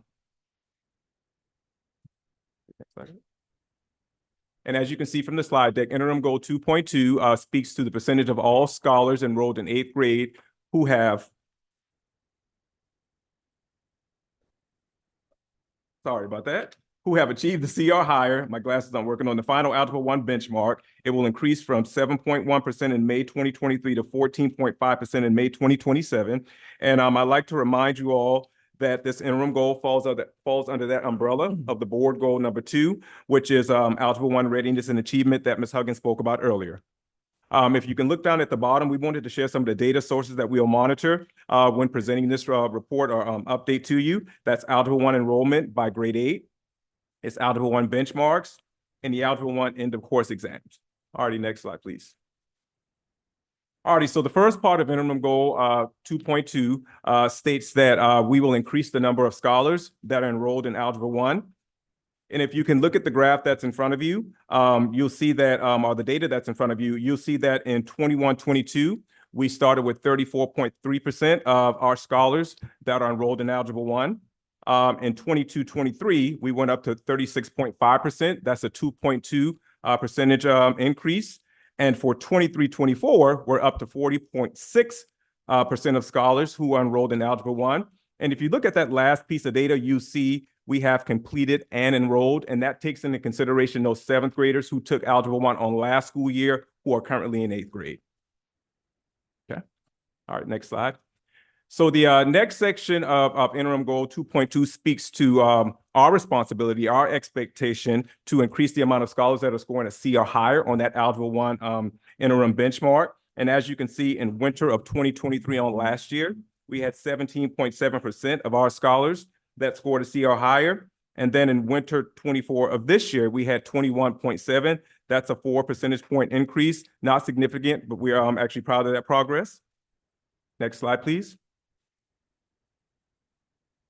Now, this is actually a slide that we added, or I asked that they add, because I know that, or I figured once you saw or heard that 21.7% C or higher for the interim benchmark, it would bring you pause. So with that being said, I wanted to share, if you look at this graph, that in winter of 23 on that benchmark, we had 17.7, this was last year, percent of our scholars score C or higher on that interim Algebra 1 benchmark. But at the end of last year, we had 30.3% of our scholars score a C or higher on the end of course exam for Algebra 1. So this year, for winter 24, the winter 24 interim Algebra 1 benchmark, we have 21.7% of our scholars that are scoring a C or higher. So we would expect that in the spring of this year, we see an increase that should be about maybe double, a little bit beneath double, which would be more than what we had in spring of 23 on last year, if that makes sense to you. All right. Next slide, please. So here are some of the things we shared with you when we gave you an update on interim goal 2.1, some of the strategies we're utilizing. You heard about some of those things tonight, but also some of the future work that we're taking into consideration as we consider achieving that goal in 2027 for Algebra 1 readiness and achievement. And that's really brief. Now, if you have any questions, I told you to be brief. Okay, let's start with Ms. McKinney. Thank you. I understood every slide. Yes, Mr. mission Calhoun. accomplished. No questions, thank you. Ms. Watley. Ms. I just want to say great news. I'm glad to see that we're looking at math because we've been focused so much on ELA. So thank you for that. Thank you. Mr. Grabowski. I think that's great, and I agree with you. I think the spring numbers, at least what we're seeing from the 8th graders, they're just so much better than they were last year. So I think you're right. It's going to be better. Thank you. Mr. Gill. Ms. Waters. This is great. I have a question. This enrollment increase, did we have an overall total student increase or decrease? I just want to make sure that it's a true increase. And in fact, if we had an enrollment increase and we had an increase in enrollment in Algebra 1, that would be great. But there was some up and down with the numbers because of, post-COVID. So can you say a little bit about that, the general population? So I'm going to ask Ms. Roberts to come up. I'm 99% sure. So that's that 0.1 percentage that I may be wrong, but we've seen an increase the amount of scholars total Okay, good. for each year. So Thank you. So we did have a total number of, students increase, 21, 22, we were looking at 969, 22, 23, 1048, and then in 23, 24, 1166. Oh, yay. So it's working. You know, we were so concerned about. Numbers, I knew it going up. Yeah. Like, I knew the exact number. No, I mean, you know, we were very concerned Uh-huh. about the number of students actually taking the course. So I'm glad that it's actually increasing. We're talking about these goals, I promise, Mrs. Waters, and every time we meet, it was even, Dr. Williams, will agree that it was even a highlight, a conversation at one of our SDRs, because we have one middle school where all the scholars have access. I won't say that at school, but all the students are taking Algebra 1 despite perhaps proficiency we in prior grades. So again, we're really thinking about how we're doing this work, and we pledge to get better every year. Question. Excuse me. So actually with that, if we're looking at the 1100, do we have?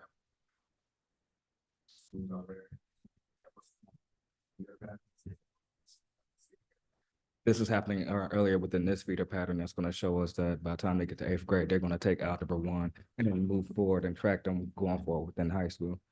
Thank you, Mr. Calhoun. I think that Mrs. Simmons and Mrs. Roberts can work together to get those numbers, and we can provide them to you in the board brief.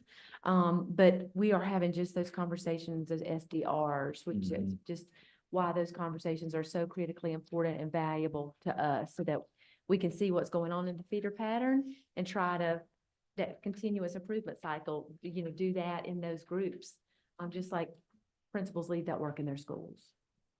So we'll get that broken down for you, Mrs. Roberts, Mrs. Simmons, perhaps this week. Ms. Temple, do you have any questions?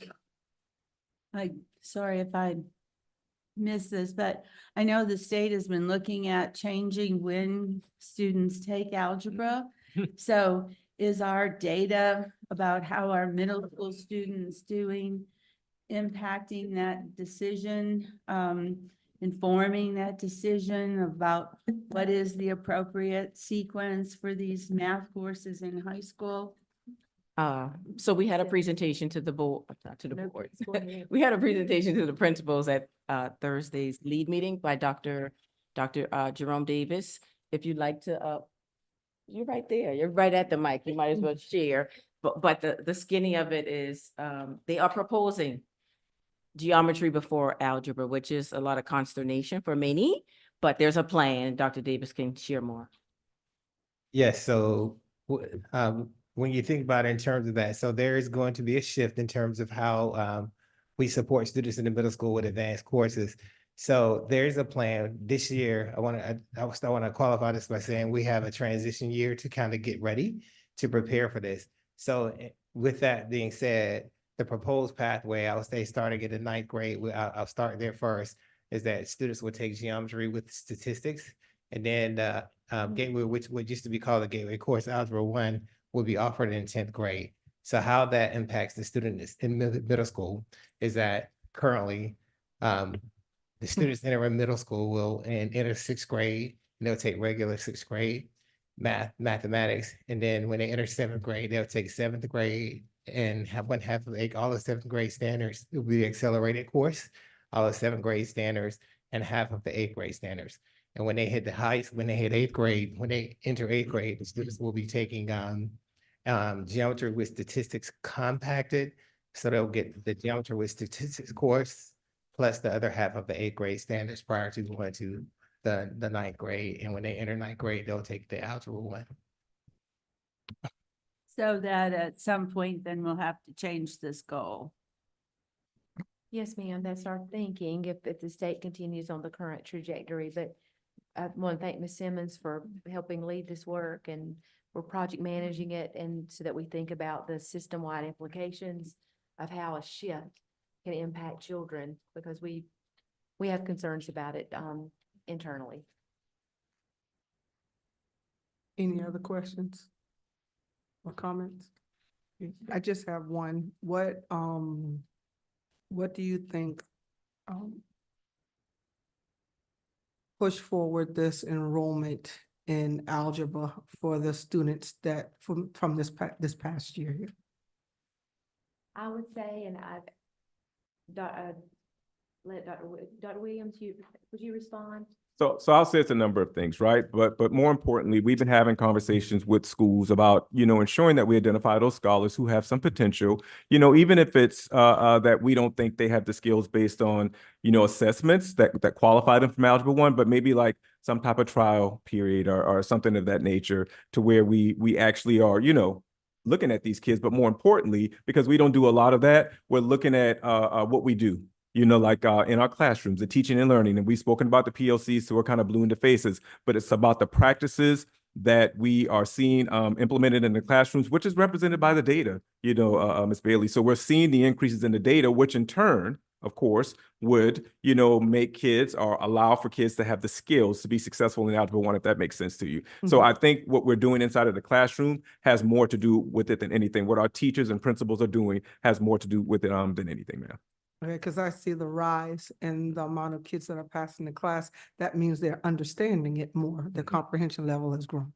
Okay. That's all I have. And Mrs. Bailey, what Dr. Williams said was 100%.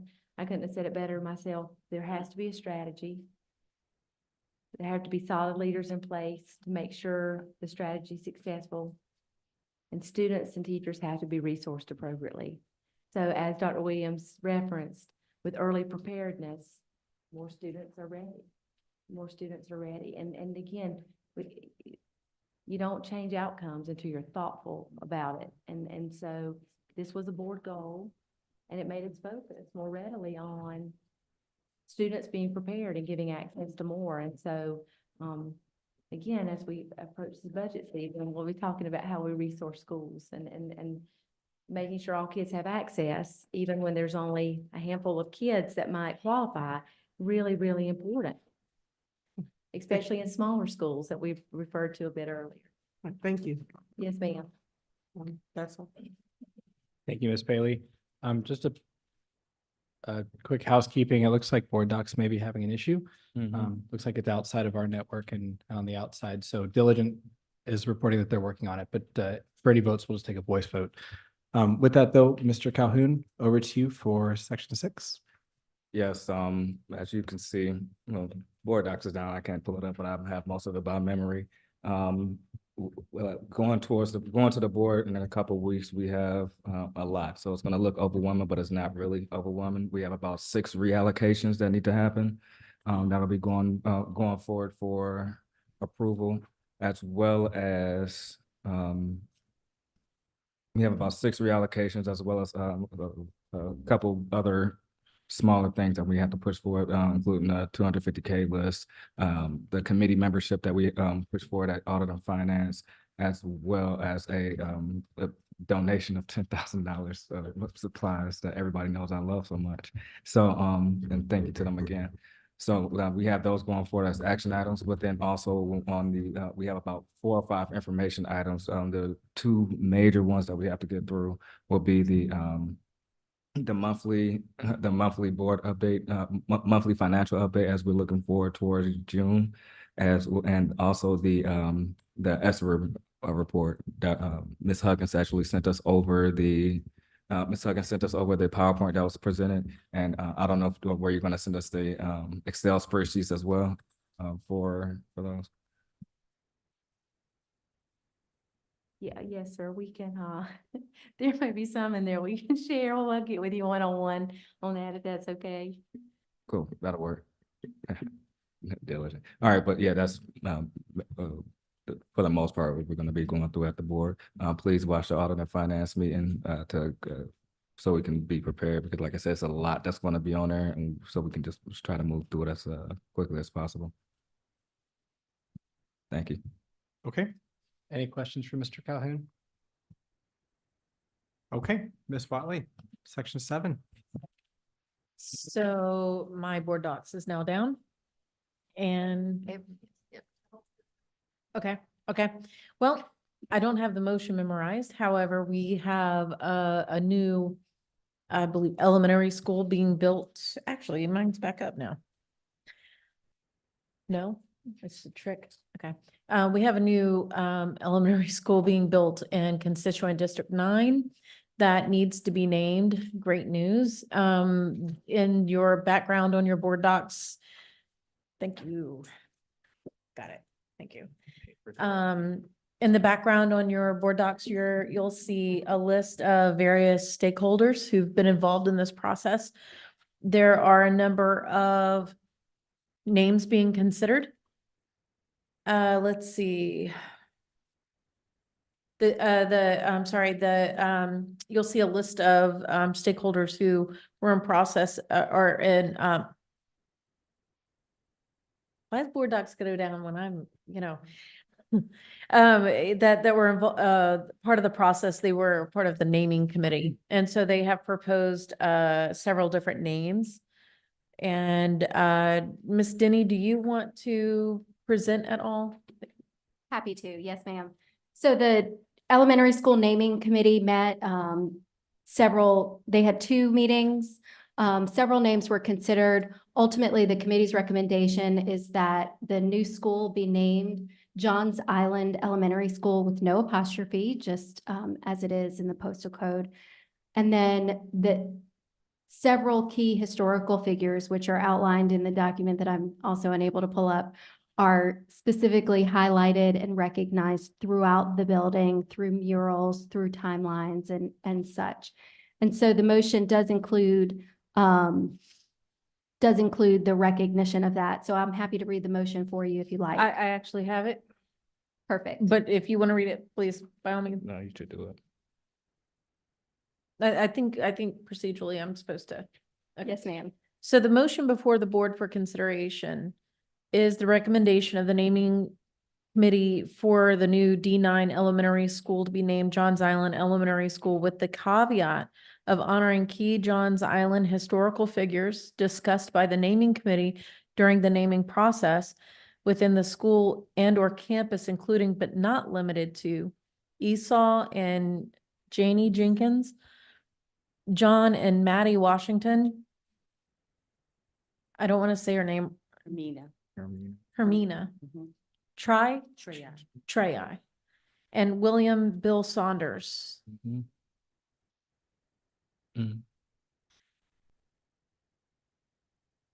Just for, okay, thank you. Do we have a second? Second. Seconded by Ms. Roberson. Moved by Mr. Calhoun, seconded by Ms. Roberson.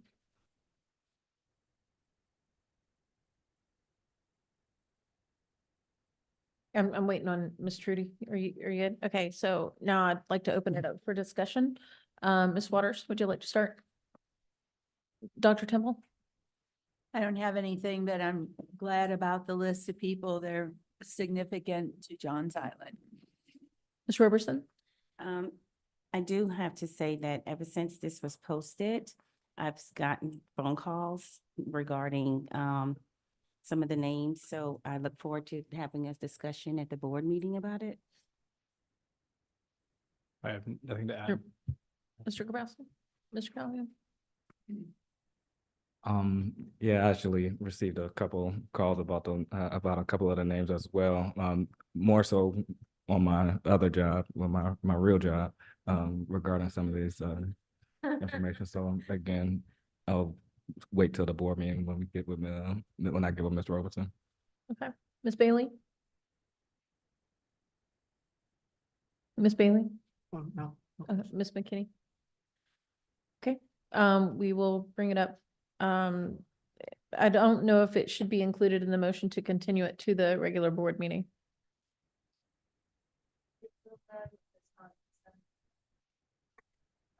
Right, okay. Okay. Do we need to do a manual then? Okay, all right, I will start with Ms. McKinney. Aye. Ms. Bailey? Aye. Mr. Calhoun? Abstain. I vote aye. Mr. Grabowski? It's basically to carry forward to the regular board meeting, the proposed names as listed below. I'll abstain. Mr. Kelly? Aye. Ms. Roberson? Nay. Dr. Temple? I'll abstain because we don't have public comments at this meeting. Okay, Ms. Waters? I'm gonna vote nay just to make sure it doesn't go on consent. Well, you did. Well, yeah, nay anyway, because we need to discuss it more. Okay. I think that motion fails, but did you get the tally, Ms. Trudy? Passes. I voted aye. I haven't heard any negative or any feedback, actually. That passes. Mhm. Goes to the board. We want to make sure there's discussion about it. How many, well, she was It's- keeping to it's- this tally. It's 3-2. Is it 3-2? It's 3-2 in favor, it passes. Okay.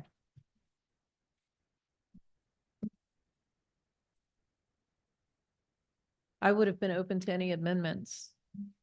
We want to hear from the community. Yeah. Okay. Come talk.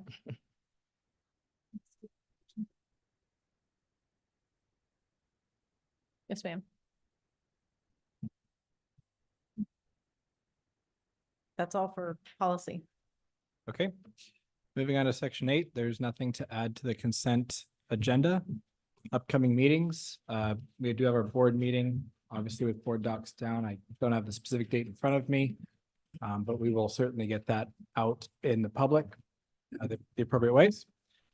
Do I hear a motion to adjourn? I move. Second? Second. We are adjourned.